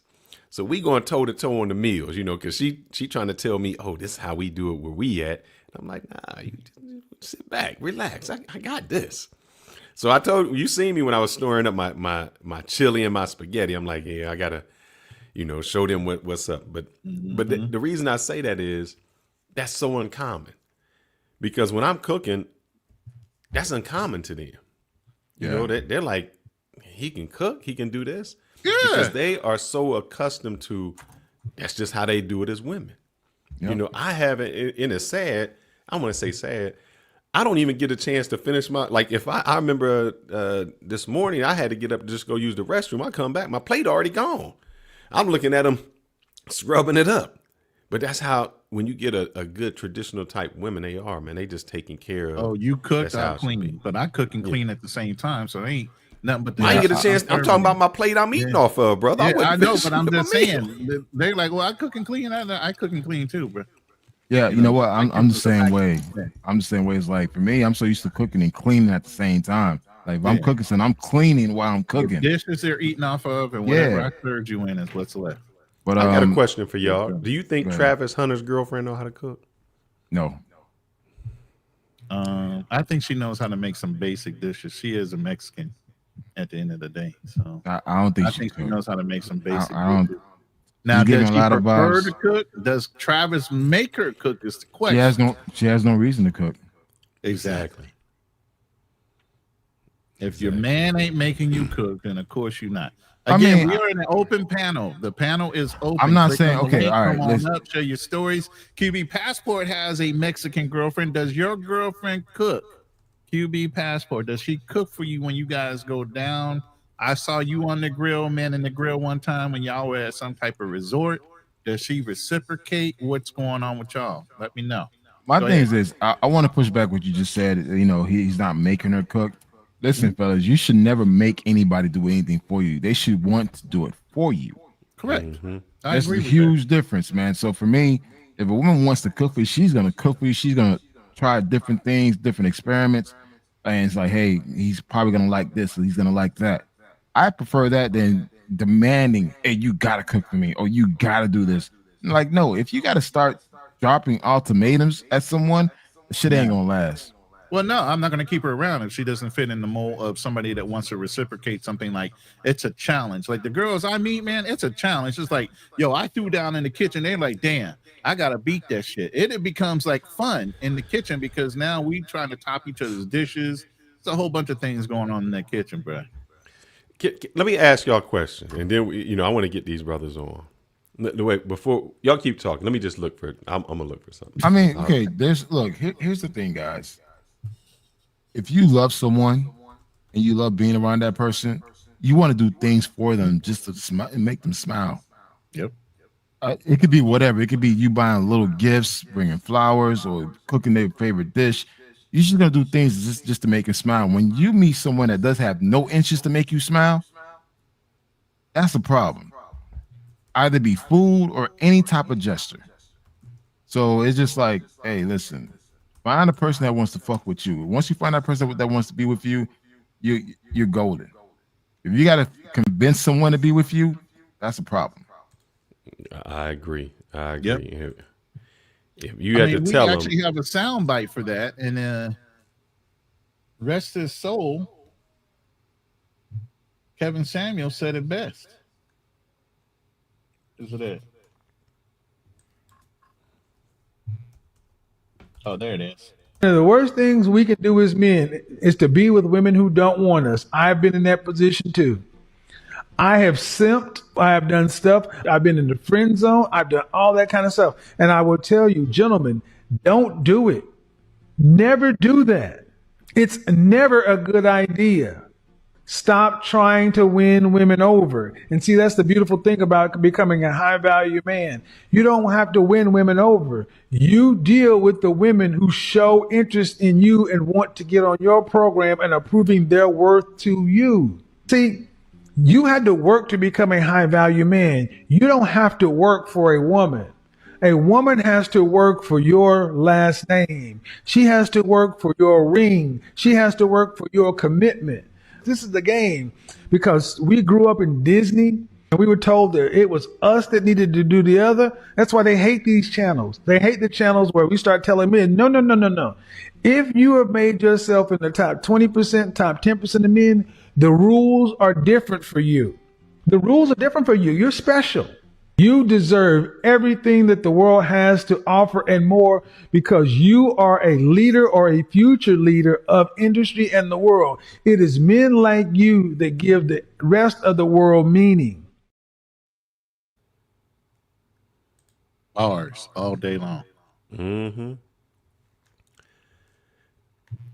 I don't want to make a comparison. So, just bear with me. But every time I see, let me just see if I can just show. And I don't want to show. Maybe I can. Ellis Durrell said Travis is probably eating at the team facility. Oh, they give them food and snacks all day long. That's a damn shame if he has to eat there. Well, I mean, wait, hold up, man. I mean, he's staying at a Division I football facility, so he's eating some food. But as a woman, you want to cook for your man. You want to do certain things like, hey, you know what? He probably likes scrambled eggs before he goes to sleep. Are you going to get up and make those scrambled eggs? Those little things count. And I think sometimes we forget that it's not about going out to eat all the goddamn time. Sometimes just a little, you making him a damn peanut butter jelly sandwich, with the cutout crust. He may like that. Are you doing it?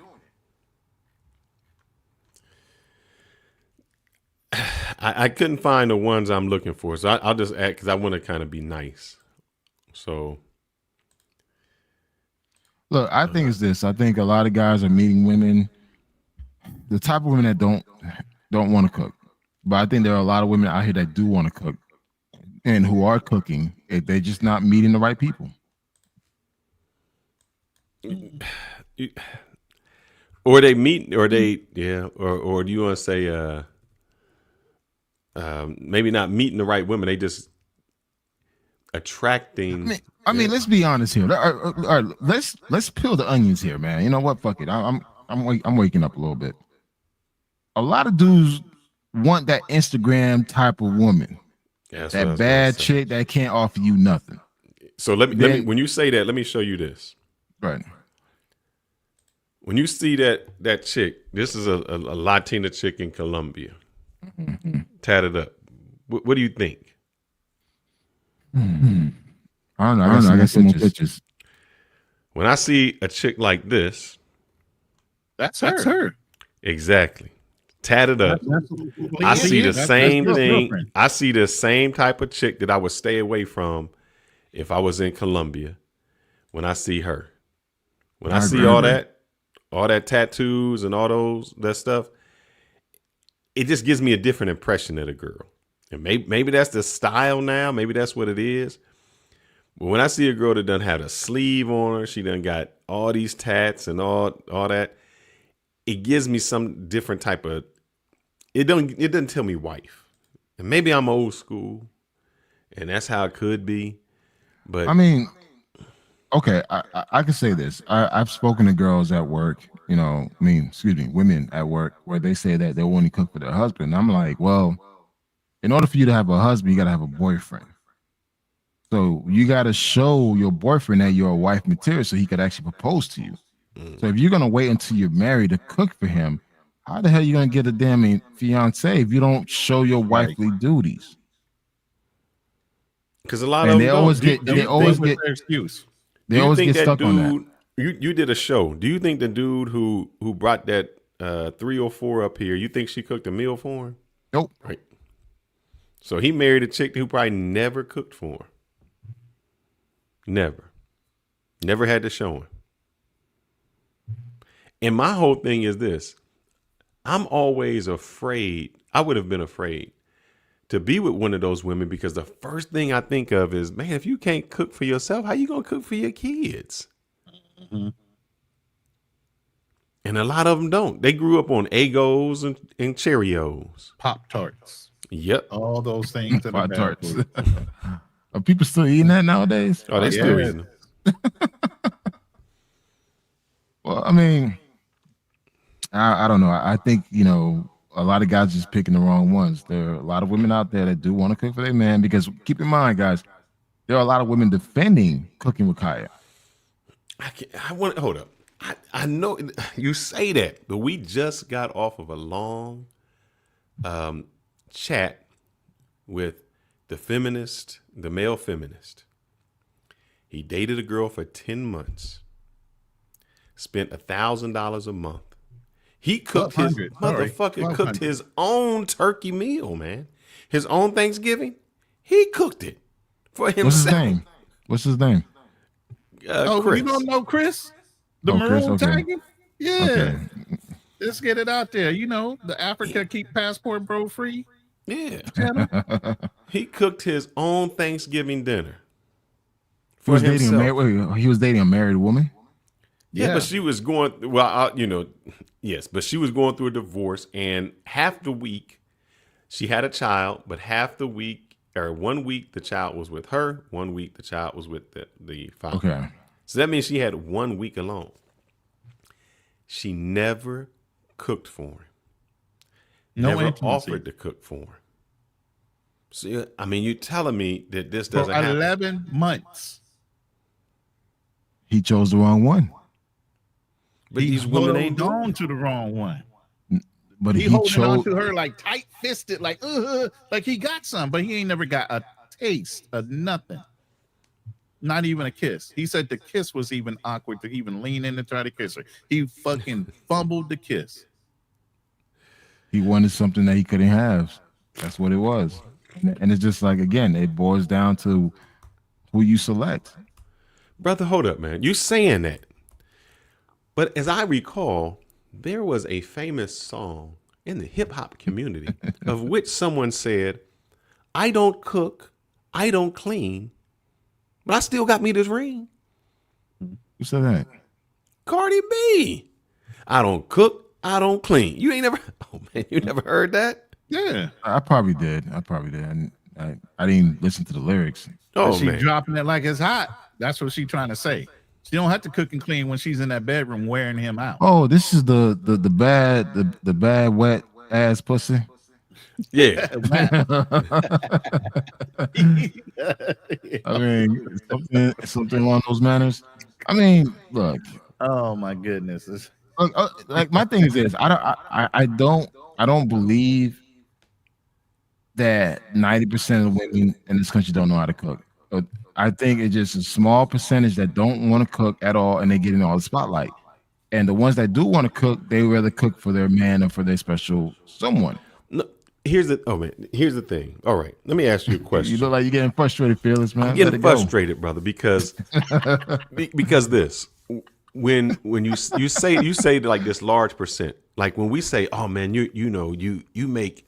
We praise a man. Praise would be the wrong word, but just let me have that word. We praise a man when he's making over 6 figures because we said he achieved. And we say, oh man, he's making 6 figures. He's done something. Why is it if all these women are cooking, when there's a video coming out with a woman making a plate, she's like, look, this is what I got for my man. We praise her because that should be the norm. If what you're saying is right, a woman who cooked that meal for her man shouldn't even be anything special. Because if you went back in the 1960s and she said, look what I got for my man on the plate, it'd be like, yeah, that's dinner. Yeah, whatever. So why is it that somebody who does it today, it's like special, and you'll see it on the TikToks, like the woman, like, yeah, I'm cooking, I done cook this man this. That's a special woman, and the only way you can be special, meaning that it's not everyone is doing it. Yeah, there's a funny skit where a brother's sitting down at the table. He about to break up with the girl. She puts a plate of food down for him to eat. He starts to eat off of him. He's like, "Oh, you made this chicken? Oh man, this fried chicken looks really good." He's like, "Oh, you made these greens? Wait a minute, you made these biscuits from scratch?" Hold up, maybe this is hold up. You made this. And by the time he said, "Yo, baby," he started taking the shoes off. He said, "Well, I was thinking about leaving, but now I think I need to go over to my house and bring some things over because I ain't going nowhere." You cook like this every day? Let's see. When you don't want a relationship, but she know how to cook. Let's see. I think this might be it. Yeah, that's it. Like I was saying, I think we should just stay friends. You know what I'm saying? Because I'm not ready for a relationship. Like, I'm just not ready for all that right now. You know what I'm saying? Like, real talk. Damn.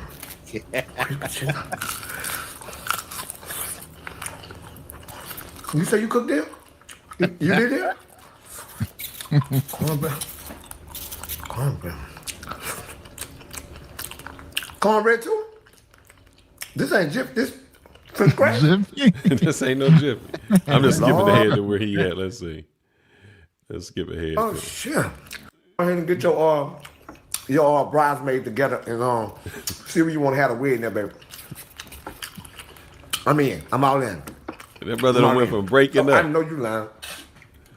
So just think about that. You saying a lot of women know how to do it. If a lot of women know how to do it, this wouldn't be funny.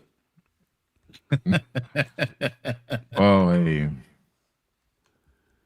I can't let my personal experiences dictate what the world is currently experiencing. So, hey, it is what it is, man. But I think people forget how important it is to do the basic things, man. Sometimes know how to cook, know how to clean on both sides. I think if a man knows how to cook and clean as well, that could actually help the relationship in a lot of ways.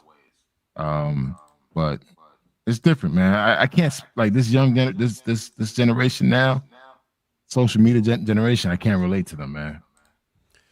But do you think, all right, let's say it's social media, but would you, like, let's go back to Travis. Hey, I'm gonna get a wife, I'm gonna get that. Would he even expect his girl to know how to cook? I don't think so. No, because he feels like he's gonna be a millionaire for the rest of his life. Just hire a chef. Yeah, hire a chef, but nutritionist. If they ain't doing it for him on the protein, they'll have a nutritionist say what he needs to eat in order to maintain his weight. Whether he needs to gain 20 or 30 pounds for the season start, they'll put him on a program. But even Oprah Winfrey cooks sometimes. You know what I mean? No, she had that white man that was a chef. He threw down too. It was a white dude that was cooking for her. But she know how to cook.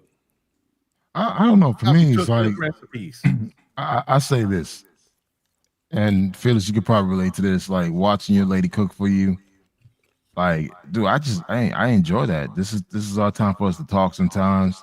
I'll get a bottle of wine. Like on the weekends, we get a bottle of wine and we try something different. Like this weekend is leading up to Christmas. So she's doing that Dominican Christmas Eve dinner. Yep. So it's like she's eager to cook all this big festive meal. I'm like, babe, there's only 4 of us here. But she's cooking like she's cooking for 20 people. And I'm like, y'all need to get a food saver. Hey, I bought one. I bought it. No, I got it already, brother. That already came in. I listened to you. Food saver, man. But the problem is for me is that I'm flying down to Miami for the next 14 days on Christmas Day. So it's like we're cooking all this meal and we flying out the next day. Yeah, that's why I got to cook it a little bit early. Yeah, I got to get that on the 22nd. Yeah, we're cooking on Sunday. So we can have the leftovers for the next 2 days. So Wednesday morning, we catch the flight, head down to Miami for 14 days. Freeze it, throw it in the food saver bags, zip them, freeze them up, and then you can pull it down whenever you have a hankering. She's not a big fan of leftover food, man. Like her thing is like anything. Hey, Drew, we on an open panel, bro. Get up here, man. We need a fourth ear or something, man. Anything beyond 1 day, she throws away. And see, I like when when I'm making, a pasta or something like that. Mm-hmm. I like leftover food. And I'm just showing y'all this because this is how they do it. See that big old pot there? Yeah. That's Sancocho. We eating the sancocho right there. That's my favorite dish, man. Yeah. So we get it. We at the dinner table and you know, the wife there, she clapping for me. She's like, yeah, we got that food for you. So I think a lot of times you are right when a woman knows how to cook, and let me take this, not just a woman. I think it should be a family event. Yeah, it is. Like when I'm doing something, like we just did something, and what was I making for them? They hadn't had it, and I'm like, all right, you cut the onions, you get the green pepper. I'm taking care of this. I'm doing the meat, and we all in the kitchen working together as a family. Man, that is the funnest time, man. Yes. That's what I'm looking forward to, man. I love cooking with my lady. You know, we're in the kitchen having fun, cooking, chopping up vegetables, doing what we need to do. But they don't do that no more, man. Most of the kids is eating dinner in the car seat in the back, driving from one place to the other. There's no sitting down at the table communicating as a family anymore. None of those things are there. We lost those values. We've lost all of those things. And that's why we just go back to it. That's why they hate Kya. They hate her because she's a reflection. She's of what a reflection they're not doing anymore. Yes, of what you should be. Mm-hmm. And that's a hard pill to swallow. When somebody looks at, you know, when you look at them, it's like, man, that's what things should be. It becomes a hate. It's not that. I'll say this. I don't think that the black women hate her. I think they start to feel bad for themselves. Like when they feel bad, like you see a woman that stays home with their kid and taking care of their kid, and you gonna do that. I don't think they really hate them people. I think it's a jealousy to say, wow, you can stay home with your kids and I can't. Mm-hmm. But the only way they know how to reflect on that is to say how bad those women are. Yep. What's going on, Drew? Where you at this week?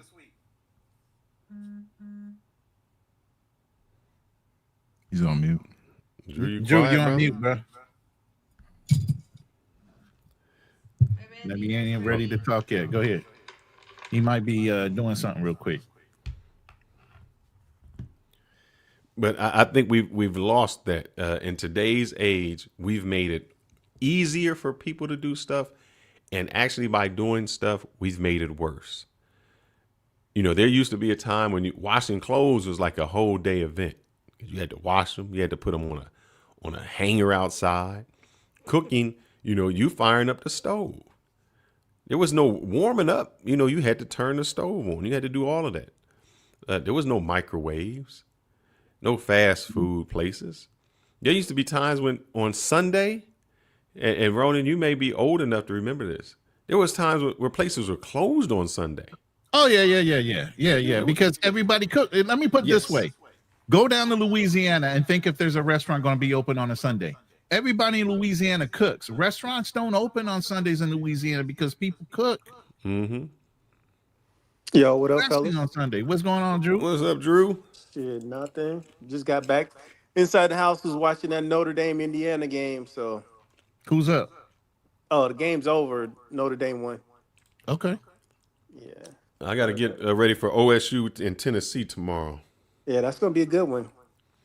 Oh, they always get up for good games, and the sad games like Michigan, they fold. I know, man. Ryan Day, man. If he don't watch it, he gonna be up out of there. He gonna be gone, man. We don't play that, brother. We do not. Yeah, play. I know. You lose to Michigan, you got to go, man. And he's we don't play that. It don't, man. And it's been a series. Guy. Are you a Michigan dude? No, I'm not. But I'm just saying, like I know how Ohio State roll, man. They don't I'm Ohio State, baby. Oh, okay. My boy is a Michigan dude. You know Jerry, the one that just was on the show the other week. Yeah, he's from Ypsilanti, so he right there. Yeah, Ohio State. They got too many good players that come up there to be losing the way they losing. I mean, especially when you ranked number 2 and you fold into a team that ain't ranked. That's crazy. Yeah. So Drew, our subject tonight, we got 2 subjects on the table. We got the Travis Hunter, and then we got the Kya. Cooking with Kya. Okay. So you can talk about either one you want, and what's your opinion on it? Ronan, I saw you earlier today on Lead Attorney. So yeah. I think Lead Attorney, man, he hit it on the nail, hit the nail on the head. I mean, being a 20-year divorce attorney, being that he said, I think that Travis should marry this girl, because they've been together for 5 years. They But see, know that's each I don't other. think that's true. They've been together for 2. They met in 2022, from No, what I I've think she's seen. known him since high school. But when was they together? Well, according to them, they said 5 years. Every time you hear them talk, they said 5 years. So She's 3 years older than him. no, she's only 2. She's 21. He's 21. She's 23. She just turned 23. So he was like either a senior, Yeah, I and think he she met was her a senior in sophomore. high school. Well, I think he met her earlier than that. She was But probably a senior. He was a junior. He started hitting it good in high school for football. Then as he progressed, she kept on following him, even though she was already out of high school. Maybe. And then they made it official after 3 or 4 years and said, Well, that's kind of "We've been weird. He together." was a senior in high school, and was she in college, or Yeah, what she did was in she do? college. Ooh, man, and So that that makes was it the thing. weird, Hey, man. no, I Well, that loaded was the that thing video she for was you. saying about the type. That Like, hey, video you sent me, I loaded it for you. So Yeah, go ahead and play that video. That's hilarious, man. But the that thing don't she make was it saying weird about for the you, type. because finish real quick. how many times I was in college? I mean, I was in college, but I was in high school. I played ball in high school. Yeah. I was a big BMOC, big man on campus. Okay. No college chicks was giving me no time of day. Exactly. Even the seniors who left, so if I was so I would say, I remember I was a junior and I was dating a senior. And when I became a senior and she went to college, oh, it was like, bruh, I'm in college now. Hey, Right. Fearless, but let me say this. When I was a freshman in college, I definitely went back and smashed a couple girls in high school. Hello. Oh yeah. Oh yeah, because they were looking for it too. At that point, you the older guy coming back to the high school. The girls are going after you at this point. Yeah. But that's a dude, man. We going back because now we the big man on campus. Exactly. Yeah. So But women, that's a weird thing. And that's not 1 year removed. That's 2 years removed. But again, if he's an exceptional football player, But here, okay. he already saw the writing on the wall with this kid. But man. Ronan, check this out, man. Look, I went to Ohio State. So just imagine this. I want you to think about this. I don't care how big of a high school player I was. I wasn't on national television. I wasn't, I wasn't somebody who was even sitting, even if a sophomore, he's sitting the bench. So I don't understand how she could have access to those guys in college and she chooses the high school dude. That just don't seem right. There's something ain't right about that. I hear you. I don't Let's know. play this Like I video said, I real think quick. the relationship or the knowledge of the two of them started before she went out to college. Because I've heard like 18 and 15 that like statutory, they were like, oh, she was messing with a minor, like, well, that means she was still either a year removed from high school. He was like either a junior, whatever the case may be. But And you never know. They might be keeping it low key because of the fact that she could be Yeah. considered somebody that was dealing with a minor. yeah, But it don't matter now. It- Well, yeah, I mean, it I don't guess matter. It doesn't But matter. I mean, now, but it I does think kinda. lead attorney hit the nail on the head. Is like hearing the way he broke down like what Bow Wow's suggestion for him was. I was like, man, that's real. Like, you're gonna tell this man to break up with this girl Yeah, to go deal with 304s who are That you don't definitely know gonna that you be can trust. yeah That don't know you they from really Adam. gonna be You don't about know your them. money. Right. yeah. That's why I said he knows her for such a period of time that at this point they have an established relationship and an understanding. Why would you Yep. go start all over again with somebody you don't know and is definitely out for your money? But I'm gonna hit this video that Kanal shared with us and we can talk about it after. Baby, dinner's ready.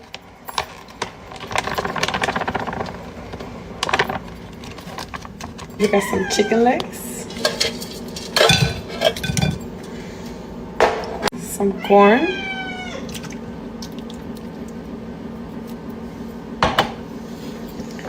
Some green beans. Look at his face. He's looking at her like the back and I of her made head this- like this. I would fuck you up. I made this really cute orange to go with it.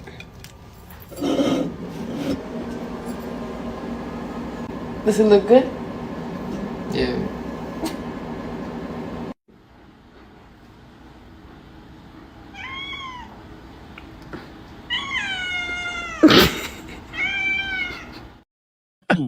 The cat wants its food. That's why you hear the cat in the background. The cat wants goddamn food. That's cat food right there. The cat is sitting there like, why the hell you gave him all that food with a caffeine? Like that shit has over like 75 grams of caffeine in it. That damn Cialis, whatever that shit is. Cialis. That looked like just straight mush.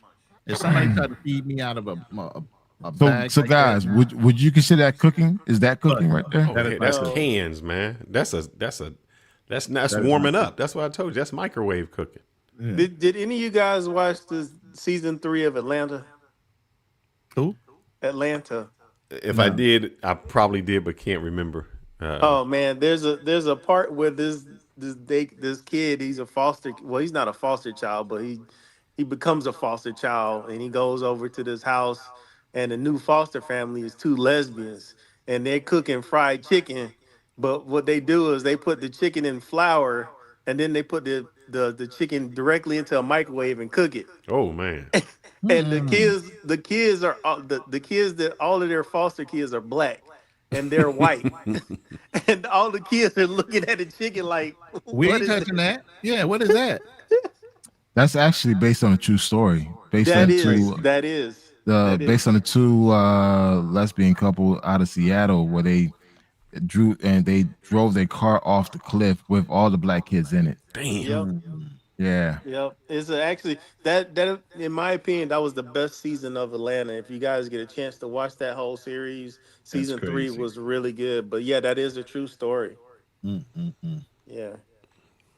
But I just what I'm saying. I think if I had to tell Travis, I already know that he's getting good advice. I mean, every panel seems to say like, "Oh, he better get a like." Y'all don't think this young man's getting the best advice? He's got his coach who's been through 2 divorces. Exactly. His coach and that's another thing too. Everybody's like, "Oh, he had his own prenup and won with Pilar." We played that earlier. Yeah. Yeah. Everybody's saying, "Oh, he's getting married so young." I went back and looked at some of the athletes. Deion Sanders married at 22, right after the draft. And Deion was going from baseball to football, Yeah, he back had in the day. 2 sports. Yep. Pro athlete in 2 sports. Kobe married at 23. Steph Curry married at 23. Tiger Woods. Michael Jordan, I think, married at 26. LeBron James married at 28. So these guys get married, it's nothing like having someone home to come home to. Like, practice all day and all that. You have a family to come home to. I think I got married at 24. Yeah. My first marriage. I hate to hear people talk about like, oh, you're gonna miss out on all these buns out here. Man, that's a bunch of trouble that boy's about to miss out on. Brother, I'm just looking people up who had prenups. You know who didn't have a prenup? A lot of people didn't have prenups. I think Tiger Woods didn't have one. Right? LeBron James ain't had no prenup. Yeah, but he trusts his wife. They ain't getting no divorce, man. Yeah. But LeBron James was a phenom in high school, man. Yeah, I know, but he's known her since high school. He's rock solid with that chick. That chick ain't going nowhere, bro. But they love each other. And she's very respectful of her man. Did Tiger Woods have one? Matter of fact, you don't even know LeBron's wife's name. Savannah, but I just know that. But I'm just saying, you don't know her name like that. Yeah. And I think Tiger Woods didn't I don't know if he had one or not. And I think that Michael Jordan, first wife, got half of his. Too. Yeah, she got half of his. Yes, Tiger Woods did have it. Savannah. And so this is how they get them. Not get them, but they put that time in there. It says the original prenup stated that she would get $20 million. Yeah. If the couple divorced after 10 years. Yeah, it's usually about 10 years. But she got $100 million. I'm gonna say this: LeBron's wife is gorgeous, man. That's what I'm saying. She's gorgeous, man. They made a big deal about it in the media. There was this white girl that was trying to flirt with him while he was on the escalator or something. That nigga literally turned around and looked up the escalator so he wouldn't even get confused as flirting with this chick while he was going down the escalator because he knows how the media is. Yeah. I think that what they need is one. I think somebody mentioned it. One, they need to cut off all social media. Yeah, and they need to have one person that maybe answers their social media manager. Yeah, social media manager, and then number two, they need to have a PR person. And they're young, man. They're like, I just felt sorry for somebody saying like the girl didn't stand up. I'm like, man, Right. she ain't And never been what I said nowhere. earlier, Drew, that you missed is like she needs media training. That's what Yeah, she needs. yeah, she She ain't just never needs been to know nowhere. how to function in front of the media. She needs to be taught because I mean, obviously the players are coached. They're already taught that they are marketable brand. So they need to know how to talk to the media. They need to know how to handle themselves in front of the attention. And I said that a lot of these kids are used to playing in front of 70,000 plus people. The family members don't know how to function like that. The girlfriend don't. She's never been in the public eye in front of 100,000 plus people like that. You get what I'm saying? So they don't have Yep. that type of training that each person in the family has to go through some kind of media training to handle that because Yeah, it's a you're far right. different world. Yeah, but I do agree with you with the one thing. There's if you can meet if you can meet somebody when you don't have money, you know them a little bit better than meeting them when you do have money. You at least know that their intentions are a little bit better. Yeah. But I don't think that they would get. I don't think she would get a media person because I think she likes the limelight. You I know, don't think she likes it right now. Yeah. but you I think think this about is an what was that? encouragement for What her to you were saying? understand she Stephen needs Curry, training. Stephen Curry. Remember his wife? When his wife was like kind of jealous because he was getting all the attention. Which is like I was telling you, just like Mahomes' wife did the same thing. Some of them just like after a while they get a little envious of their husband's fame and they want a little for themselves. Mm-hmm. Yeah, I don't know, man. These ladies, like I said, if you're a woman that I saw this on a YouTube clip where the lady said if your husband's paying for a house, everything, you ain't gotta go to work, you ain't gotta do nothing, you just gotta do this. All you have to do is Clean, cook, effort, clean, and you know what I'm saying, rub his shut back up. and whatever. Shut up. Yeah, There's a whole song about that, but I'm not gonna play it. yeah. I cook, I clean, I fuck, I shut up. Yeah, So what you that's all think you gotta about do. what about is it Kaya? You know, she Kaya, tried to cook and clean and they told her to shut up. man, Kaya's she's something else, man. I like that in a young girl. She cooking like Mhm. that. That's what I'm saying. Even out of a box, it's okay Yeah. as long as she Oh yeah. cooking something. She trying to present a Yes. meal to you.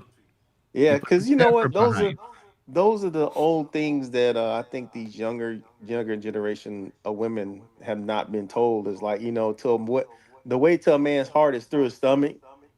Hmm. You Mm-hmm. don't ever hear that saying too much anymore. Yeah, you know And why? Because the ones that used to say it, they died. Big mama, aunties, they gone. Yeah, and them girls yeah. wasn't in the kitchen, man. That's how when I grew up, like my sisters would just be in the kitchen. I They mean, would help. You know, it's let just me like just an say, assignment. big Like, mama, auntie running around in a moo getting their bills paid. They don't even have to dress up. but hey, we just as bad, man, because I seen kids in the neighborhood where like the chain on the bike come off and they lost. They have just like Wow. they don't know how to put it back on. Nothing. We Mhm. used to, man. We look. I guess because of maybe income or something. Shoot, you get a flat tire.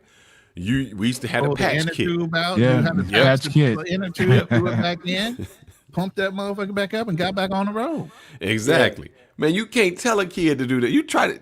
I mean, you even had to find the hole. You pump it up. You get some Mhm. water, and you put the tube through because you're And you looking for had the some leak. raggedy ass tubes too. I mean, Yep. tools. You running Yep. through daddy's toolbox trying to find the right tools to get the shit out, and you doing some raggedy ass shit with a pair of pliers and a lug wrench or something. Kids today don't even know what pliers are, man. You say, Mhm. look, give me some pliers or some vice grips. Or, they have no That's idea. true. An I Allen mean, wrench. but you know what? The a lot of this stuff, like I said, is as things develop and change. I'll give you a perfect example, man. So, um, one of on the base, we have a commander. Well, my commander actually, he's trying to, I guess, get the younger generation up to speed with kind of things of emergency type situations. And a lot of these kids that I kind of work around, they never experienced a threat con delta. Now, threat count delta is the highest level of like, I mean, it's total lockdown base. And you've only seen it in the 20 years is during 9/11. And it's trying to explain to those kids like, hey, this is what happened during that time. And they're like, wow, how did you guys get it? I mean, like, we had to just make it work. There was no cell phones. The cell phone signal, everything was down. Is trying to bring this younger generation up to something that they've never seen before or experienced before. Analog life. Yeah, we were in analog life, exactly. They're in the digital life. But yeah, I think it's situations like that where tell kids people, don't man, I change. grew up with a damn radio in my room. It wasn't no TVs, no internet, none of that. I was at the age where there wasn't none of that shit. You had a radio. Music was your friend, and we listened to all genres of music. It wasn't just R&B, soul. Rap was just still coming around. So I was listening to Molly Hatchet, Led Zeppelin. I listened to everything all white boys listen to, country, all that. But see, like I said, that's generational. You grew up with a radio, so yeah, I know I had a little black and white TV with probably 3 or 4 channels on it. Right. And I had to use some aluminum foil, The to get some good antenna. signal going on. So is it just a generational thing? Are we putting too much pressure on this new generation that they just don't know it? I think, but the only thing I'm scared of, Kanal saying he got his women who cook and can do all that. But where was those women during COVID when there wasn't nothing in there? Because I seen a whole bunch of people. They were sitting there praying they had a man. Didn't want to get up to do shit. They were like, I wish I had a man. I can't even reach this, and I can't do this, and I don't know how to do that. And I don't know. A lot of them was shacked up getting piped down during COVID. a lot of babies born during the damn COVID. But I'm gonna tell you where I knew that people didn't know what they was doing. When we in Texas. So remember we had that snowstorm and stuff just shut down. Man, yeah, we had the raggediest power company in the world down here in Texas. But I'm saying there's people who just couldn't even cook, man. It was like they was lost. If the fast food restaurants country went folks open, down there, come down here, come on. They don't know how to cook on a campfire? No. Really? No. Man, I went out on the grill, grabbed some wood or some charcoal, and I cooked all my shit. But that's because we know how to do it. I put things on the smoker and let it roll, but I don't know how to do that. But that goes back to, I think, one thing you mentioned one time, Fearless, is like, hunting and fishing. It's like, I was talking to a friend of mine's wife one time, and I was like, I go fishing. And I said, when's the last time you cook what you kill? She said, I ain't never done that. And I said, well, that's just something, That's what we were talking about, a rite of passage. Men knowing how to do those things. Yeah. Yeah, you got to be able to skin or bone or fillet a fish or something like that. Clean a fish. So we used to have. See, this is before they don't know how to do it, man. I grew up with my grandparents. They came before a time that there was like electricity and things. So they had a smokehouse, wood burning fireplace. Smokehouse, man. It was like a shed. I know what that is. They would cure the meat. They would hang the meat up, and it would like beef jerky, all that. Yeah. Yep, and it would it'd be winter and all that, and it wouldn't go bad. Mm-hmm. Yeah, because they knew how to cure the meat and threw it in stews and everything else. Yeah. Yeah. Bro, I remember was that back in the day, what do they call that? Listen, my mom can still. She used canning. That's what I was thinking about. Can the vegetables and all that. She has a root cellar still to this day because she has a garden out back. She has a lot of tomatoes and stuff. She's famous for her chow and different things like that. I'll tell you this: from scratch. I had to pluck the chickens. Oh wow! Yeah. So you gonna tell me? I tell you what, man. If you wasn't in Haiti and you met a girl now. How many of your girls that 90%? How many of them can pluck that chicken? Maybe two. Damn one of them. Maybe two. I know chicks. I know chicks that ain't no way they chopping no heads, snapping they no can't. necks. No. The one from Mississippi. She's from Cleveland, Mississippi. Yeah, she could do it. Trust me. But I know chicks that can't picture the chicken from. You know how you go to the store and it's all packaged. They can't imagine how the chicken The look as a feathers, chicken right, to how it look in the package. Like they're two different animals. It ain't even the same animal. Like if they don't have it packaged and breast and all that, they couldn't do it. Even just to grab it, to snap its neck, or even to chop its head off real quick, they would lose their minds over that shit. And Haiti, bro, I remember picking the goat that I wanted to eat. The goat is alive. Yeah. I'll pick it. They'll poke the neck, let the blood bleed out. Next thing you know, they chop it up, clean it up. Yeah. Next thing you know, I come back an hour later, here's your meat in a bag. It's just like, I got a question. Your friend is in the chat. Now your friend has kept saying that black men don't like black women. I mean, that was the whole thing. Passport bros don't like black women. We are black women haters. But all the black men like Kya. It seems that the black women are black women haters. They can't get along. So it seems that your whole theory went out the window because it's black women that hate her. Black women hate a successful black woman that has a good channel, that is cooking and having food. Her downfall was black women, not black men. Black men had nothing to do with it. Black men like her, and they say we want a traditional woman that knows how to cook, knows how to do that, is more submissive, and we loved it. Let me. So my thing is, how can we be black women haters? Let a black woman say it for you. Hold on. Go for it. God will definitely make your enemies your footstool. Congratulations, Cooking with Kya, on your new show on VH1. Congratulations, sis. Too proud of you. This just goes to show you, your haters have purpose. I remember them saying, if you don't have a few haters, you ain't doing something right. So her haters who got on this app and whined and cried and complained so much till the young lady got banned for simply cooking online. I mean, cooking on social media. Because we have a problem with letting our low self-esteem make us lash out at others. The young lady was doing what she do. Simple as that. But because of the way she looked, because of the way her body was shaped, and because of the attention she was getting from men, we had to get out here, black women, and show our ass until you thought you had did something by getting that young lady banned. Oh, I bet y'all celebrated y'all ass off, didn't it? Little did you know God was only using y'all to elevate her. Your haters will elevate you to heights of success you never thought possible. That young lady probably got on TikTok doing that just to see what happened. She probably was just, oh, well, let's see. Just threw it out there. Now, look, that has turned, it started out with her receiving a lot of hate. And I'm so glad she did not give up. But through that hatred, God showed up and he showed out. So y'all. That's all that needs to be said. You ain't got to say nothing else. Let's let I her didn't know speak. she's on VH1. Yeah, congratulations. she got a TV show, man. Wow, that's from all that hate. Look what happens. And was she on TikTok?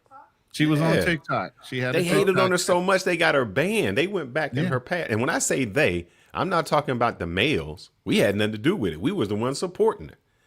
Yeah. The person in the chat saying in misogyny is the hatred of women. Black men weren't the hating of women. See, this is what happens when you peel back the onion. When people have a theory and their theory never works out. When it lets you know that black women become the problem. It wasn't black men so much. Yeah, black men said what they wanted. Black men have said, whether it be a brother who travels overseas, we said, look, we just want a woman who's still feminine, who still has, some traditional values. That's what we like. We don't care if she's in Columbia or Cleveland, Mississippi. That's what we want. That's all we want. And if we get that, we would be happy. Never the hatred of black women. We just hated the Western culture that told women those things are pastime. That's something that they do in the 1950s. You don't need no man. Yep. And so when men seen a young woman in her early 20s, doing what they couldn't do. When they say, I know the guy said, oh man, that's older guys were doing it. Those older guys was jealous because those older guys were looking at their wife saying, hey, this 22-year-old woman doing this. What the hell you doing? Yeah. Why am I eating Cheerios and this woman cooking a 4-course meal? Yeah, That's what happened. I was looking at a video today of this young white guy from Pennsylvania who married this Filipina, brought her back, and he was saying how like they were saying that he brought her back a slave, and he married the girl, and the girl, she was saying how like she never had a washer and dryer before, and she never had this and that, and she was so happy, and she was cooking meals, and she was like, I don't know what the problem is. This is what I normally do anyway at home. So I cook, I wash, I do domestic stuff. That's how it is, man. But what happened was the jealousy, and here's the thing: the jealousy didn't come from black men. The support came from black men. The jealousy came from black women. Isn't it funny how come everything when it goes wrong, Kamala Harris, they blamed us for that when it wasn't our fault?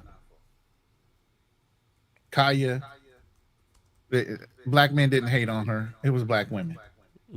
It's starting to come to a pattern that black women hate on themselves so much, and they hate themselves for whatever reason. And they like to project that hatred towards everybody but themselves. Not all. Let's make sure we make that known. I'm not saying all. But no, you did say black women, though. Women. Thank you, Drew G. Thank you, Drew. Thank you. Listen, black women do hate black women. We just proved it. Kya is an example of that. That's just black one women hate poor themselves sample. so much. Let me put it this way. I'm gonna go on into it. Black women hate themselves so much they put on fake hair, fake nails, fake lashes, and they project themselves to be something that they're not. If you didn't hate yourself so much, wear your natural hair, take them goddamn eyelashes off, and be yourself. But Ronan, white women wear their stuff too. Yeah. No. Hold up. White women accentuate their own hair. We change our hair into a texture that is not even our hair. That's different. I mean, come on now, don't try that. They change their hair into something that is not. Yeah, I love black women, but no, they got some problems. And we just had a black woman on last night that admitted it. And she's a therapist. So I'm not going to let y'all turn around and say, well, you just hating. No, a black woman on our show last night admitted that black women do not hold themselves accountable. Right. Exactly. They don't do it. They can't. It's impossible. Well, do we hold other black men accountable? Yes, we do. We challenge each other all the time, brother. You know that. You just did a show holding a guy accountable. What you talking about? I'm just asking the question, man. God damn. No, it got asked last night because she tried to flip it on us last night and say, hey, do y'all hold each other? Absolutely. I'm just asking the goddamn question, man. Shit, man. I'm just like, it's like, man. Absolutely, man. That's all I'm saying is y'all do some self-accountability. Hold yourselves accountable. Challenge each other like black men challenge each other. Look, I just feel that every person should know how to cook and should want to cook as a life essential skill. You should know these things. And I mean, even for health reasons, man, it's like, bro, when you not eating out, cooking your food, meal prepping, there's a lot of benefits towards that shit. Oh yeah, you know what's in your food. You know exactly, with all the diseases and things, people not washing their hand, you know what's in it. But I got a question for you, man. I do have a question because you were saying that, about the black women. I want to ask you, is this a black woman who likes herself? Well, I want this. Let me share. All right. Man, y'all beautiful women gotta chill with this wig shit, man. Cause she went from looking like little Beyonce to Kevin Durant if he don't brush his hair in a week. Does that look like a woman who likes Hey, herself? You know what? Can you put that picture back up? Yep. This is for my old head. Do you guys remember the old TV show V back in the 80s? Yes. Where they used to rip their faces off and they were that shit reminds me so much of that shit. I'm like, Man, like, y'all see, beautiful right there, women. pause it. right there. It's wig Oh shit, man. shoot, hold up, let me go back. Go back. More. Right there. Right there. Dude. That's B all day long. This reminds me of V. Ain't that when you had to wear the special glasses? Yeah. No, they're here. They're here. But this B was a series. Mm-hmm. And there was a whole series of the aliens. There were snakes. And they were supposed to be here in peace. But there was the ultimate to take over the planet, and they were lizard people. But they wore masks. Yeah, you can actually catch that on Tubi. Mm-hmm. Hey, there's some feedback. Yes, I told you it's fearless. Oh no, Every time you run a video, bro, it's worse. If we all mute right now. Let's see, mute and see if it's me. Is it me? Yeah. Me? Am I giving the feedback? Yes. Oh well, I don't know, brother. Maybe if I'm sharing, let's see. Any feedback now that I'm not sharing? No, we're good. We're good. Yeah, then it must be the sharing part. It's just the echo. Yeah, it's when you share a video. That show used to creep me out, man. I love that show, man. That was a great show. It was a great series. But that's not a sign of someone who loves themselves, man, to me. That's why I said they hate themselves sometimes, and I don't understand what the self-hate is about. Black women are beautiful. I just don't get why they don't know that for themselves, and they feel like the beauty standard has to be the fake hair, the lashes, and then they claim black men want the BBLs when we don't. And I'm gonna show this because this lets me know when somebody say that I would hate black women. Let me show you something. This is how I know that Fearless love them black women, because this one she could get it. She could get it. She could get it. Oh Lord, who's there's gonna be a little echo, so I'm gonna mute my mic. I'm gonna mute my.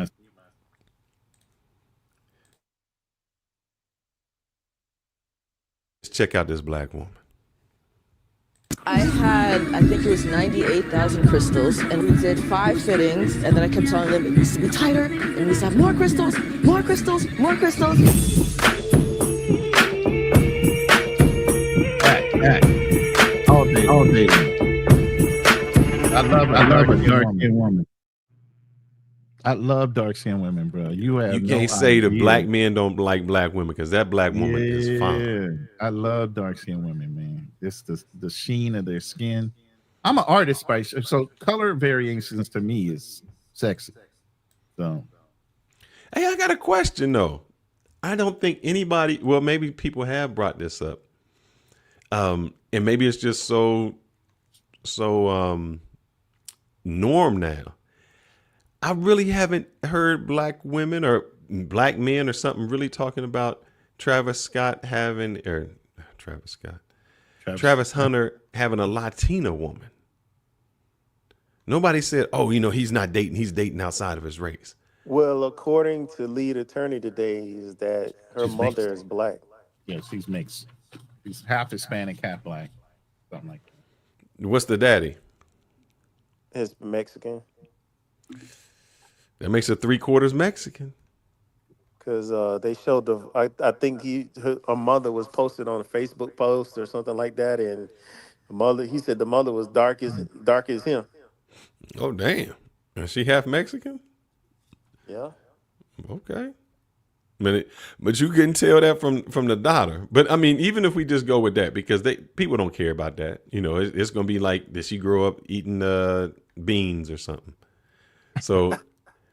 My thing still goes back to, I haven't heard any feedback. I know guys just say, well, she's cute. The one drop rule, they can't say it when she's got African heritage. I mean, Dr. Umar, Dr. Umar would. But to be honest, I think most people. Well, I think most people don't have an issue when they see a black and a Latino together. Oh yes, they did. Look at Kobe Bryant. They pissed off about that. No, but they weren't pissed off at Kobe because he was with a Latina. They were pissed off at Kobe because he's getting married young. They thought, he's too young to No, get married. they were pissed off that Kobe's wealth, and Dr. Umar brings it up. Oh, His wealth was after his left to the death. Mexican family, not to black community. Well, They were mad about that from the jump. So you got to think about it like this, and you got to we got to go back and remember the whole situation was that Kobe's parents sold something of his, right? I think they sold a ring and they sold something that pissed Kobe off, and Vanessa too. So I think they were asking Kobe for money or something like that. We'd have to go back and look at the history of what actually happened. But Vanessa, I think once Kobe cut him off, she just kept it the same way. Like, hey, listen, I y'all mean, I don't don't have ask a me for problem with nothing. the situation. It's the community that has a problem.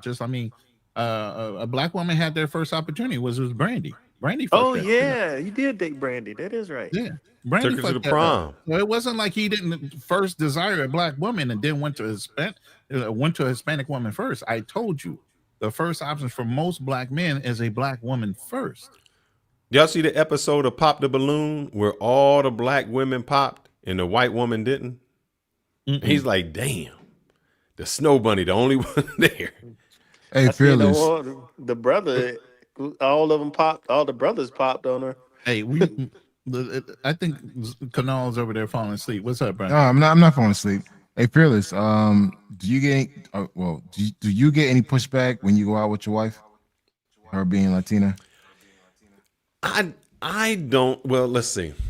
I've never got pushback. I think she has gotten pushback though. I think when people never knew who I was. Well, man, she get it from both sides. So when the Latinos never knew I was black, they assumed that when she says I have a husband, he's in IT, they assume straight up I'm white. Just without her saying that, just I'm white.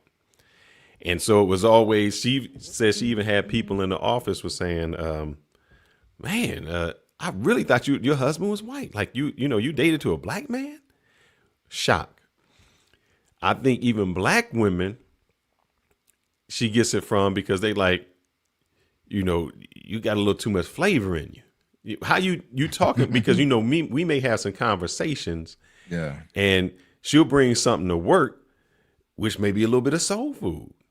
And they like, and they get a little animosity on it. So she gets it more than me. I think as guys, we don't get it if there's the woman's cute. It don't matter if she a white girl with a big booty or she's that. Guys just be like, she look good. Yeah. From the women,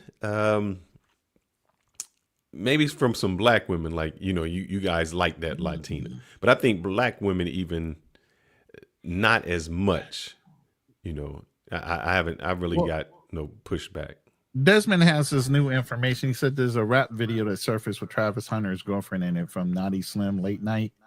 And basically the video came out 3 years ago, but Travis Hunter said he'd been together with her for 5. But here's the thing. Who's not reading that, man? Wait, let me finish. So if you're a performer or if you're a dancer or whatever, you're going to have shows and things that you're going to go do. He already admitted that he's driven her to several different events and sat outside. Who's to say that he didn't know about this video? She went and shot it. There's a whole bunch of people around at the video anyway. And then the video shoot is over and she goes home. Okay, so she was in a video. That doesn't prove that she did anything wrong. It just proves that she was in a video. Correct. And to me, I'm like, what does it freaking matter? Yeah. It don't matter. No, he's with her. She's with him. One thing didn't make sense to me in the first place. So I kind of figured that, I was like, I was talking to one of my boys today from Atlanta or 2 days ago, and he said that she comes from money because people seem to forget that she bought him a truck. Like was that his truck from his money and she used it, or is it? I think she bought a truck from her money. She bought him. I think if you look it up, Travis Hunter's girlfriend buys him a truck. I think she bought him some Dodge STX or Dodge something. Yeah, I He get bought him a it, truck. Desmond. Desmond, I get it. But rap songs, man, you had Tupac that was sitting there teasing motherfucking Biggie that he had slept with his wife. That just because the lyric says something, don't necessarily make it true. Brothers go at each other all the time in rap videos. You know what I'm True. saying? And they're using all kind of crazy lyrics that don't make And it true. and Now, I'm gonna if tell you you got too. some kind of backdoor video where she's getting pipe laid on her, that's a whole nother thing. Well, there's the thing I was about to I mention know she too, was on because OnlyFans. Somebody said something about an OnlyFans show too. well, people said, don't be surprised if you see some AI type stuff come out with her. Yeah, I'm sure that's coming too. Yep. So I feel that like they just need to get, like you said, Rona, media trained, or get a person that's gonna be their spokesperson up into the times for him to go to the Play lead. Dog said, "Oh, Pac smashed that." It wasn't no lie.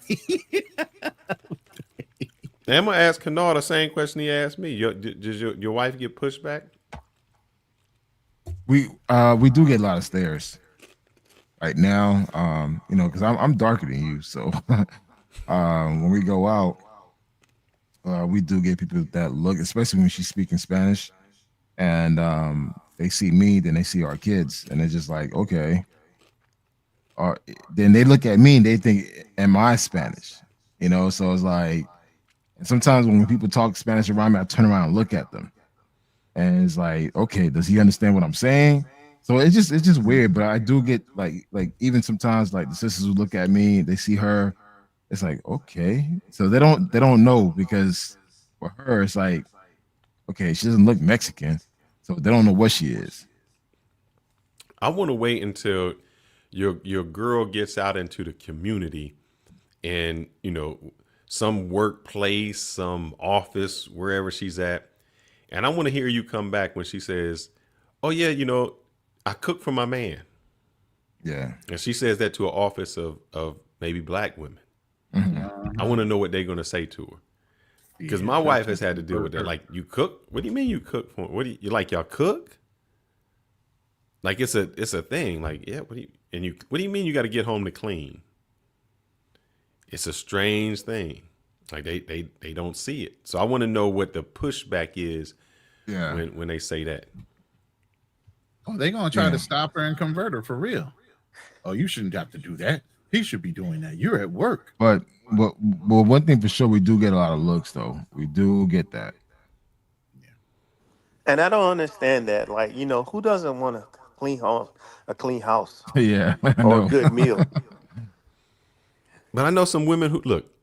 I've been places where I'm like, I can't. I've been over women's houses where I'm like, this will probably be the last time I'm over there, and I can't deal with them because nobody taught them how to clean. It's like somebody, I don't know if this is a woman thing that don't know how to do it, where they wash their panties and they just make them into baseballs, just throw them into some drawers. What? And they not folded. It's just like drawers of some panties that they have this just there. Drawers, things are pulled out.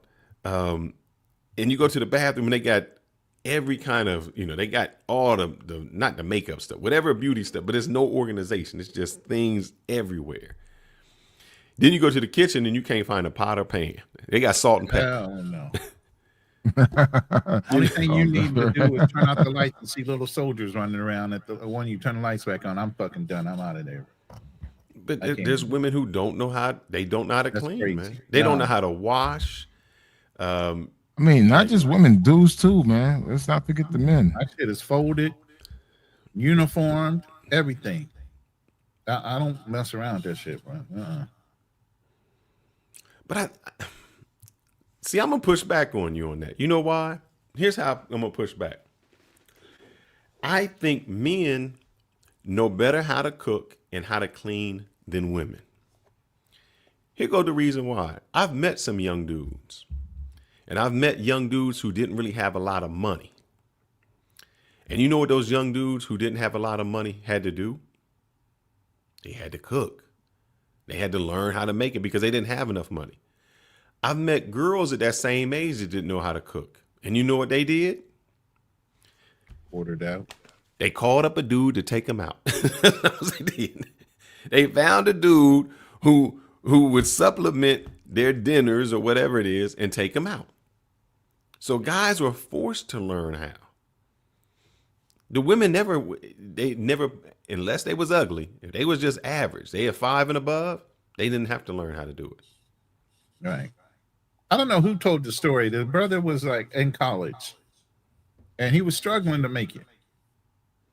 And we don't have this mindset, but women do. He went to his friend's house or whatever in a dorm, and they were having lobster and steak, and then he's like, "What the fuck with all this food? Aren't you struggling like me?" She goes, "No, we just go to welfare and get the food stamps." He's like, "What? You go? Well, you don't make a lot of money. Why don't you go and get?" Men don't automatically think to go and take advantage of a system. Correct. Well, women will run and take advantage of everything.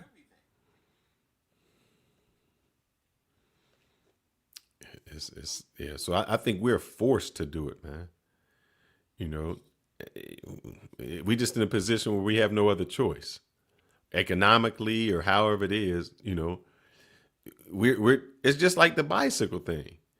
You either going to learn how to patch that tire or you're not going to have a bike. And so we learn it. Where some women never have to learn it because somebody is doing that. Yeah, all chefs are men. That's right. And the only chef my ex-girl knew was Chef Boy RD. That was the only one. She knew Chef Boy RD, ravioli, man. I had never...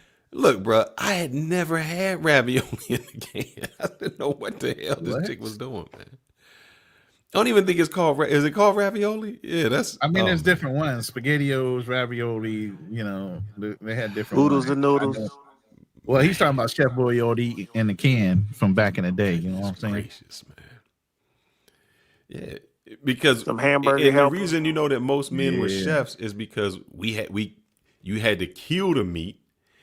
And if you out somewhere, you know, back in the day, you kill it. You might be a day's journey from home.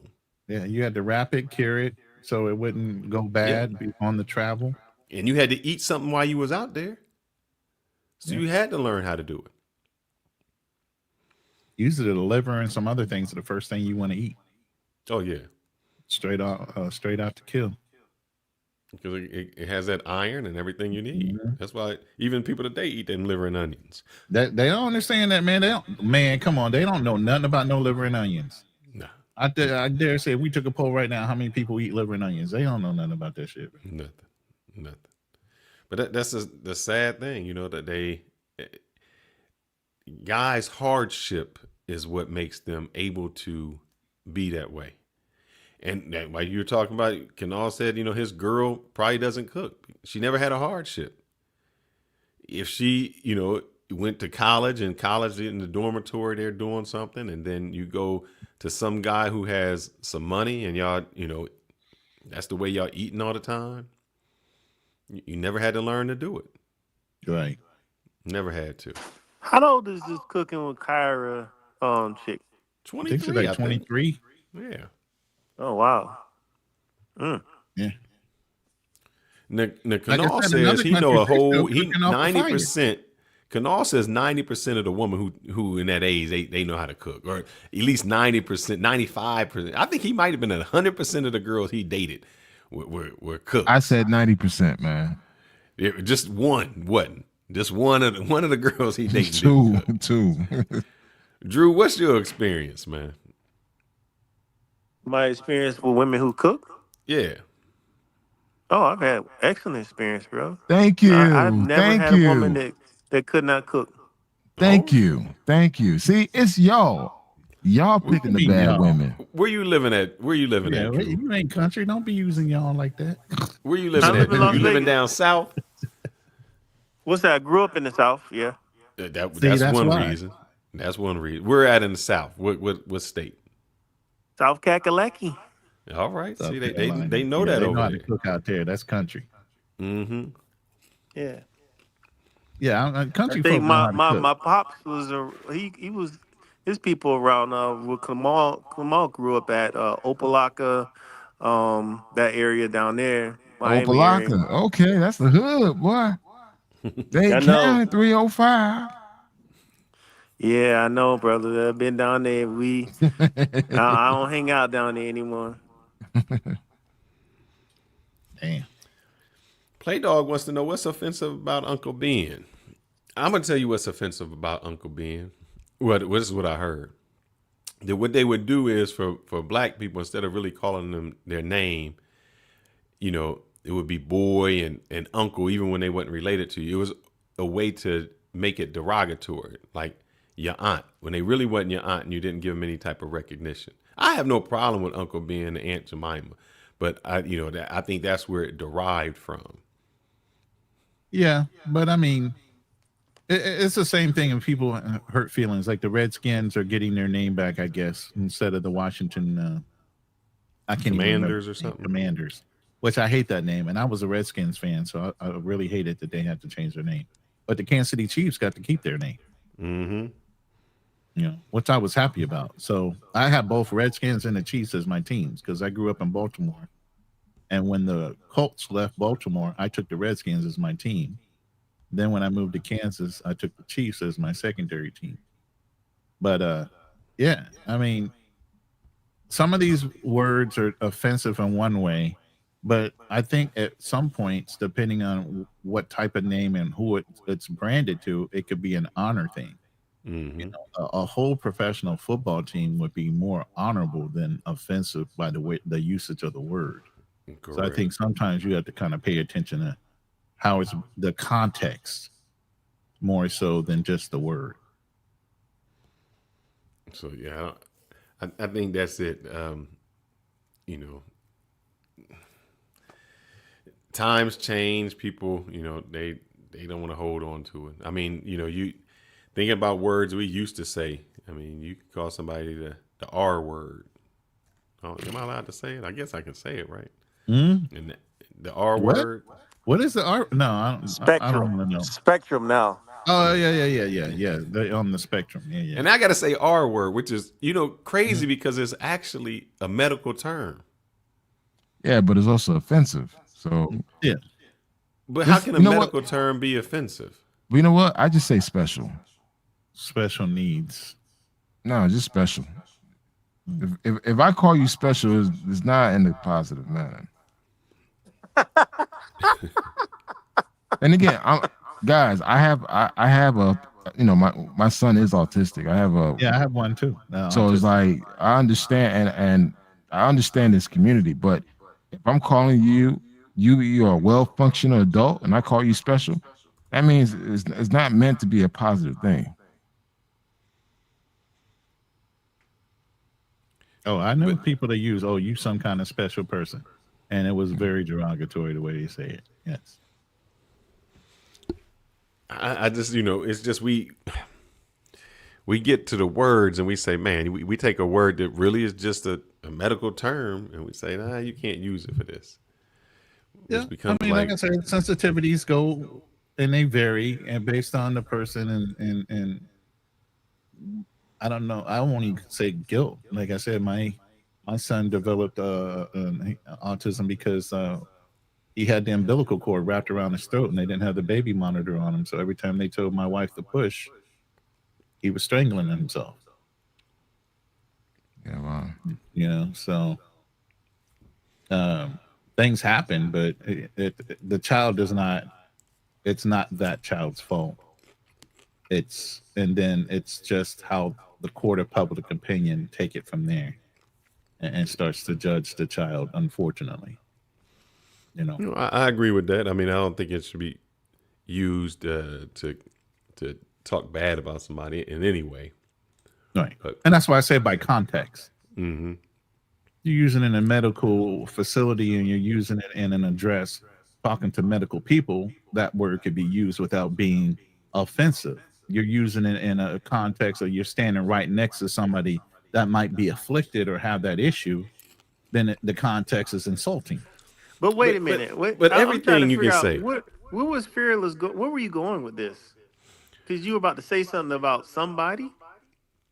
No, just we were talking about the Redskins and we were saying how you can't use any words can be used in context or out of context where it's offensive. Certain words you can't use anymore. Yeah, you can't use the R word. You can't use, like, I didn't know. I don't know if it's midget. You can't say midget. You gotta say little Yeah, people or a little dwarf or I don't even know what it changes so It's much. just easier because there's so many different variations of small people that instead of calling, because there are variations, dwarfism, this thing and the other thing, and some look like mini humans where some of them have shorter legs and some of them have longer arms, and there's all these different variations of them that instead of saying that, they just say See, call them to little me, people. to me, that's like saying I'm she, they, he. No. So if I call somebody a midget, that's offensive. Yeah. Because there's a lot of different midgets. But if I call somebody but if I call somebody a him, her, it's the same thing. That becomes offensive. When does the offense stop? You understand what I'm saying? People are very sensitive nowadays, brother. I can't tell you why. It just is what it is. But yeah, there are certain words that are considered based on the context offensive. Yeah. And everybody wants to be peaceful nowadays. They don't want to be offensive. I'm not They don't hurt handicapped. feelings and I'm step on you. handicapable. Right. Exactly. See, look, I grew up in the day when I watched In Living Color and it was Handyman. Handyman. You know, it's just what it is. And I think what happens is, I think it was easier back then because we looked at that person and we shrug it off and we laughed about it and didn't take it to offense. Now correct. People take things too personal. I get where you're going with it. Yeah. Like I said, people get more sensitive nowadays than ever before, and it's because, like I said, words mean so many different things. It's funny you brought up the Waynes, man, because I just watched Blank Man the other day. Yes, you got laughing. When he used to get excited around a girl, he go, I'm like, dude, come on, bro, what you doing? I challenge any of those people who are offensive to go watch about 3 different shows: Sanford and Son, All in the Family, The Jeffersons. Yeah, that's when people had tough skin. Like I said, I grew up, man, I was in sales with Russians and Italians. If you don't have tough skin around them motherfuckers, man, they will shark you to death with insults. That is just crazy, man. I agree with you. A little bit play dog, where you say Kya has a bright future and it can lead to a lot of stuff getting her show. But I still think her biggest enemy will be the black women, because instead of supporting her and saying, oh man, you know, she's doing good, I think they will find a way to criticize, saying maybe her food isn't as good as it could be, or I can do better. You know, instead of doing that supportive thing. And I'm sure now that she has a show, they're going to give her a production crew, and they'll probably have a cook. She won't even be cooking that food, man. Yeah, they'll she gonna have be better cooking people helping her set up the meal so they can make it look smoother. She's going to have so much extra help. You know, you never know how that's going to evolve into. And with that, I know a lot of chefs that started off chefs, and now all of a sudden they TV talk show host or whatever. Just depends on her personality and how she rolls with it. She can make it into something totally different after she gets comfortable on set. And I think that's I want to see what the premise is gonna be, because I mean, I look at the way she's shaking it, and I'm like, man, is she gonna do that on VH1 now? Nah. See, they're gonna have to change the format. That's what I mean. You're gonna have to make it more about cooking. VH1 do crazy stuff anyway, man. So I think if they turn it into a reality show, you know, cooking with the Kya, and she's trying to find a man type of thing. You know, dinner dates. That could be a good show. You know, she cooks a meal that has dinner dates. Yes, she cooked for dinner dates. That's smart. Yeah. That's smart. Yeah, that's smart. Yeah, dinner date. That'd be a good show. Don't go steal my show, Razor Rays. No, VH1, whoever hears it, you know what I'm saying? They're the ones going to come up with the concept. Right now, they're just rolling with what she has, but they're going to come up with the concept for her show, and I'm sure that's going to get thrown around. Yo, you're not dating anybody. Why don't we turn it into a reality type of show? You know, after you finish cooking, you bring a young man on and serve it to him. Have a conversation. or That's how even it bringing should be. stars on the show to serve them a meal and do an interview. Yeah, that works too, man. There's some You ways that they know, can make that I was happen. just talking about like Blank Man a second ago, and I was like, man, Robin Givens was a bad sister back in the day, man. And evil as fuck. Her Yeah. and her mother. Look what they Yeah. did to goddamn Mike Tyson. Mike Tyson. That's when she was looking sweet and innocent. But look at what she did to Mike Tyson, being sweet and innocent looking.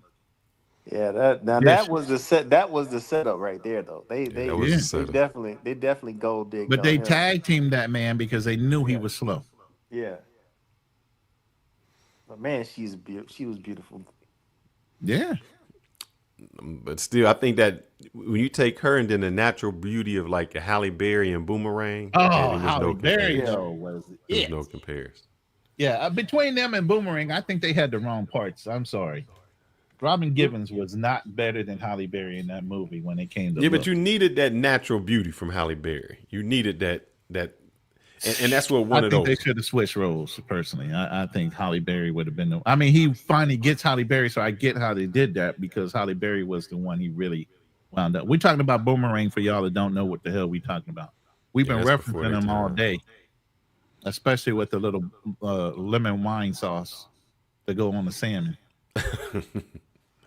But so I just don't know in today's age, man. In today's age, I really feel sorry for the young guys out there just dating. Because if you don't have any money, did you ever date any older women? Who, me? Yeah, you. Oh yeah, yeah. What did you have a little thing for the older women? Oh yeah, because I would, I liked it because they were let's see, they had much more. They drove. They had their own place. So you had some cougars in your day.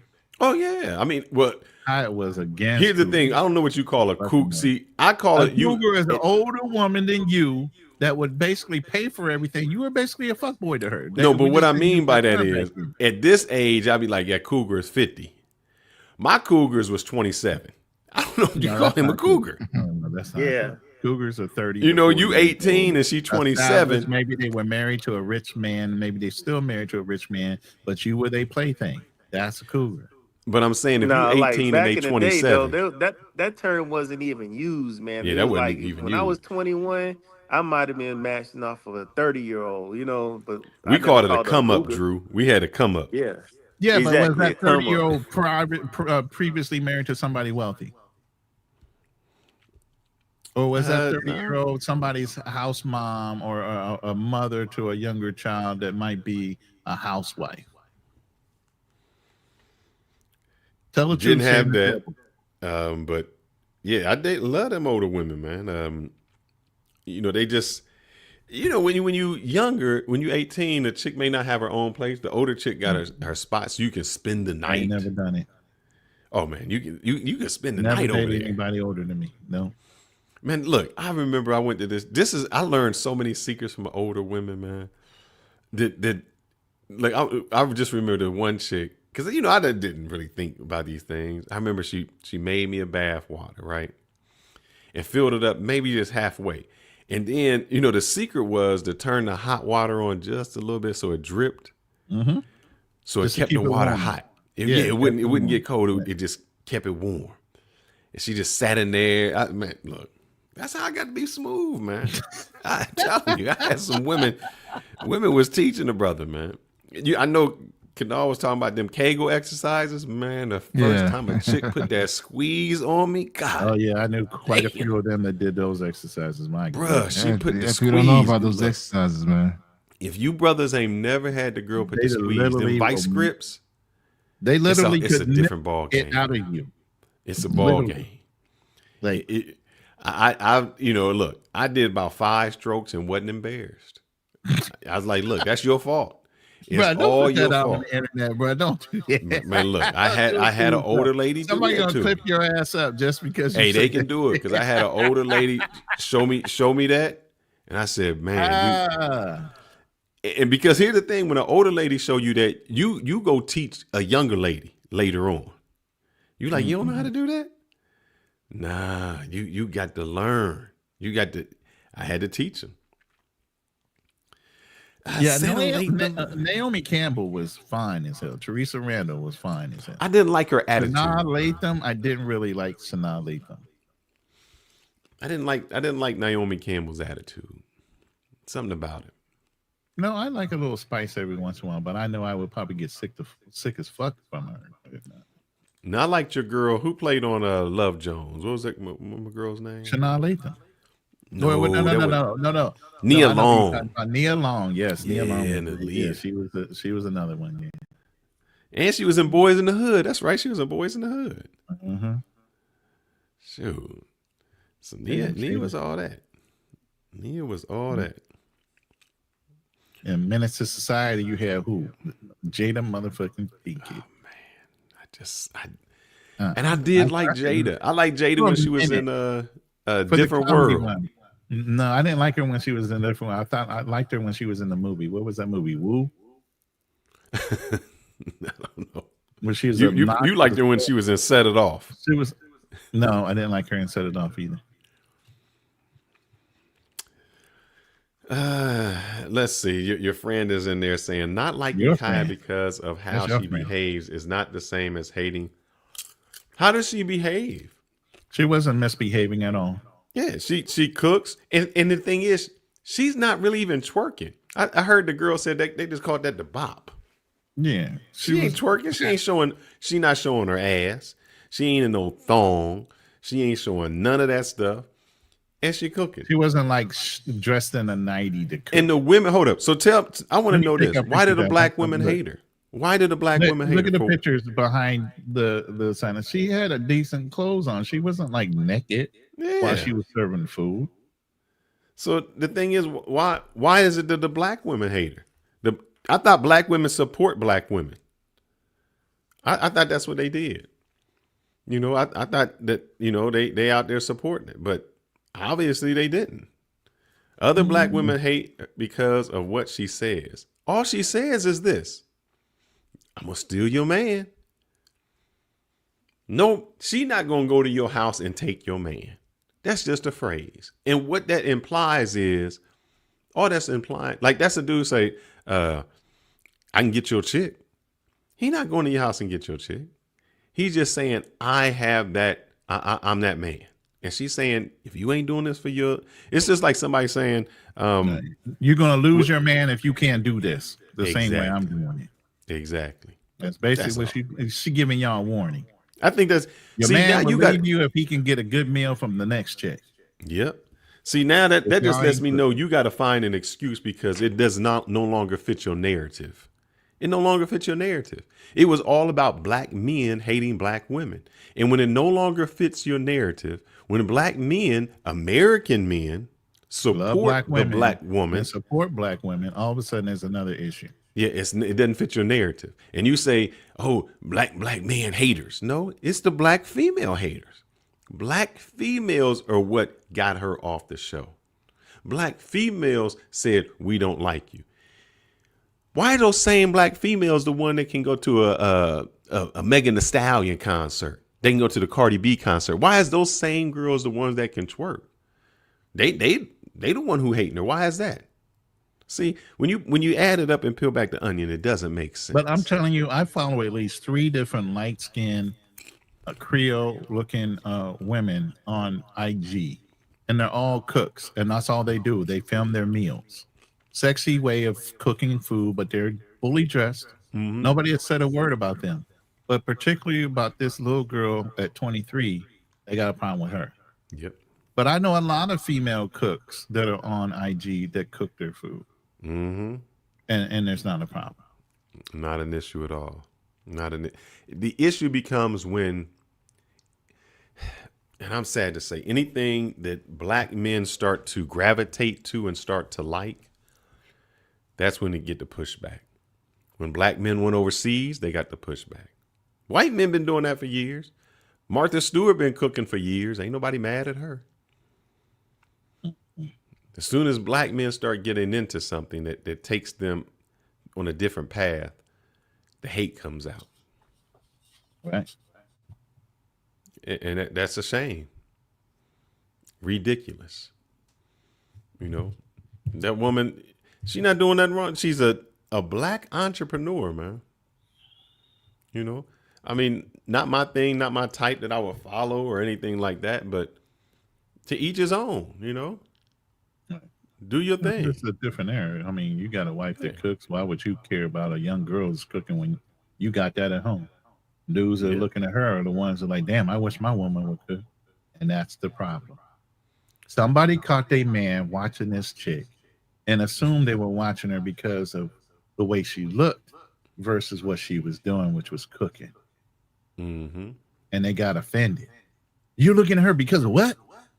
Baby, look at her food. Her food looks good. But I wish you would do that.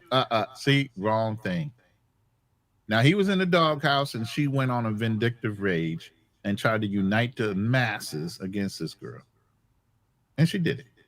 But it backfired. Now she's got her own TV show on VH1. Mm-hmm. Play Dog said it right. I'm going to do what you want. Watch out. Keep listening to WAP while your man listens and watches me. Mm-hmm. That's right. I think it's just a jealousy thing. I think, like I said before, when you're not doing it, all right.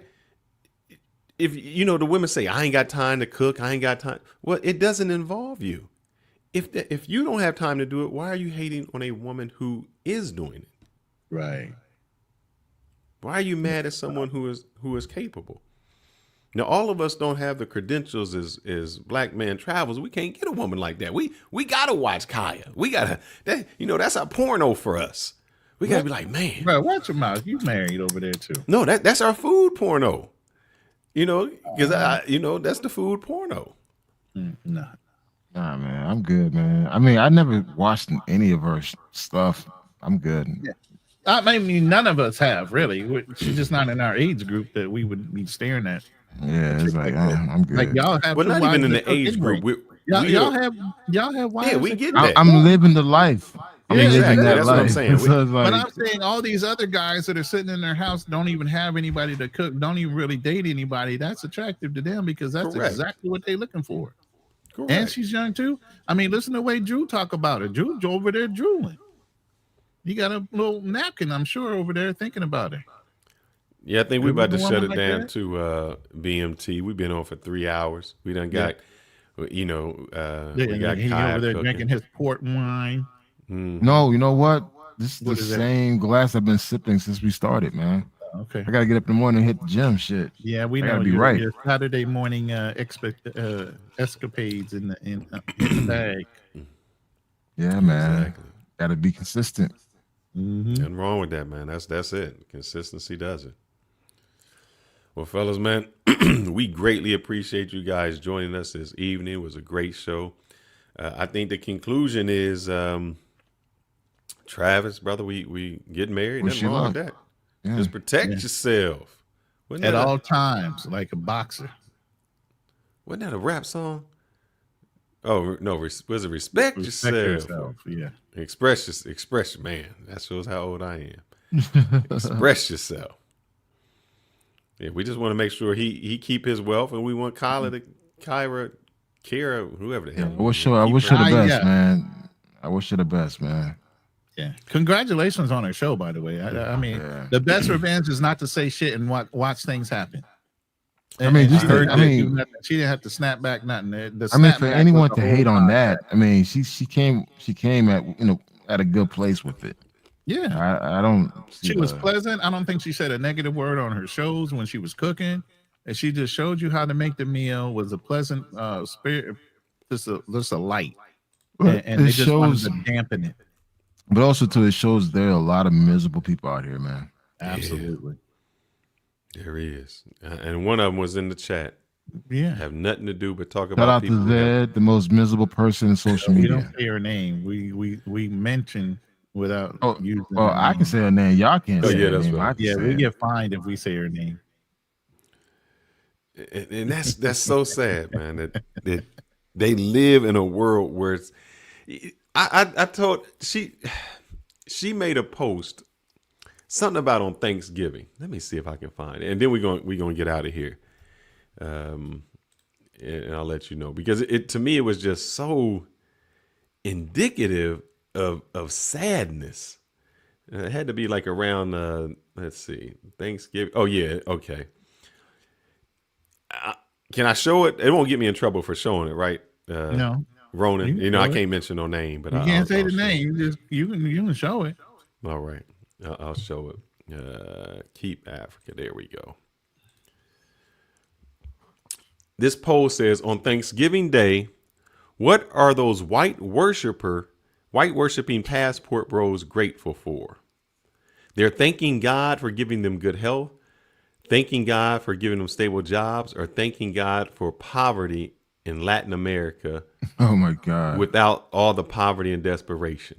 That's what she said. I know it. Let's see if my chat was up here. Okay, yeah, this is what I replied to. I said, it's sad that on a holiday that we give thanks, celebrate, and reflect on things that we are grateful for, that this tethered gala still finds something negative to talk about. I am grateful and thankful I don't have the same negative, miserable life as this woman. And that's exactly how I feel. That there is nothing, at some point in your life, there has to be something positive. There has to be something that keeps outweighs you going. the negative around you. Good Lord. Correct. Even on a Thanksgiving day where you're in America, where you say, let me at least give thanks for the things that I have and appreciate what I have. The spirit of what it should be. So imagine what she said for Christmas. Yeah. These white worshipers are happy that some white man is coming down and saving them with You're about to be on her number one question. Should Fearless get a lump of coal for Christmas? By the way, I gotta show the picture again. I think I did a pretty good job. Oh yeah, you're looking good. Look at my face right there. I'm more. Yo, that picture ain't me, bro. What the hell? Where you got that picture? Yeah, that's you. You super happy, man. You want a couple? No, that nigga look nothing like me, man. You got a couple gummies. Look at me, man. I'm looking like I'm crazy. Dude. Now you look a little zesty over there. Yeah. Dude, that picture looked like nothing like me. Had some marijuana gummies going on there. You know what I'm saying? You got some. That picture looked nothing like me, man. I was looking like, what the hell is that? But man, yeah. Meanwhile, she is a white man worshiper herself. No, correct. That's the craziest thing, man. I will say this, guys. Going into 2025, I hope that we do some fun stuff, but we want to try to have some kind of positivity going sometimes. Yeah. And I hope that you guys bring some kind of positivity into your life, man, because you can only be negative so long, and that negativity has to just affect you. I mean, if you always look at the world in the worst light, if everything you see is bad, that has to affect your health, man. There's no way that I can always look at something and see the worst in it. Right. And if you live in your life like that, man, change your life. Change it. I agree. By the way, Merry Christmas, because this is the last Lions Den before Christmas, not before New Year's. Mm-hmm. We are planning on doing a Thursday night therapy session next week. I think that would fall on Christmas, technically, wouldn't it? I think we got to get Kanal on there because she's going to give us, she says that we have issues. Yeah, we have issues. She's going to, well, she says she needs 3 hours each. We don't know yet. We don't know what our issues are. She said we are women haters. She said that we need got trauma. And that she's going to diagnose and help us live. So yeah, she's gonna bring us back. Yeah. Okay. I'll come on. I'll be in Miami though, but I'll come on. Yeah, you might need some therapy just like us, for whatever reason. Yeah, and she don't understand. Sometimes when we say things, we're saying it in the third person. It ain't really us. Yeah, we represent a lot of people. I get it. But guys, man, I got to get real. Bed, man. It's been real. It's been an amazing show. And Merry Christmas, man. Yes, sir. Oh, that's right. It will be Merry Christmas here soon. Next week. Yeah. We got that brisket down right now, thawing out. About to shave that sucker down, season it up, and throw it in the smoker. You're gonna be on it, brother. You're gonna be on it. That's a good Yes, sir. thing. Well, fellas, until we meet again on this time, stay positive, stay up. And it is second season, so if you hear somebody say, "Hey, big head," watch out. She's looking Get for in that no gift new last relationships, minute. guys. Wait until Yeah. December 26th. No, wait until after the New Year's. Don't even ring in the New Year's with anybody new right Did now. I say fuck? Wait after Valentine's Day. Oh, you right about that. You right about that. Yeah, I'll third that. Yep. All right, guys. You guys have a good night, man. Enjoy your weekend. Yes, Good sir. night. Hey, We got take an us out of outro? here. Yeah, take us out of here with you know what? The simping season. Let's do simping season, brothers. They told me, a newborn king to see. Got a family to feed, got a family to feed. Jingle bells, Yeah. jingle bells, Yeah, juju jingle on that, juju on that, juju on that beat. Now slide, drop, hit them to fuckers, ride in a one-horse Don't stop. open sleigh. Don't stop. Hey, dashing through the snow in a one-horse open sleigh. Over the field we go, laughing all the way. Bells on bobtails ring, making spirits bright. What fun it is to ride and sing up. I've been down so long, you look like jingle bells. They look jingle bells. I got fake people showing fake love to me, straight up to my face. Straight up to my face. Baby, I just need one good one to stay. Deck the house with bells of holly. La la la la la. Cut it, La la la cut it, la. cut it. Tis the season to be jolly. La la la la la. La la la. Oh, you better watch out. You better not cry. Better not pout. I'm telling you why. Santa Claus is coming to town. That girl is a real crowd pleaser. He's making a list. He's checking it twice. Gonna find out who's naughty or nice. So Santa Claus is coming to town. Oh, they told me, a newborn king to see. Got a family to feed, got a family to feed. Jingle.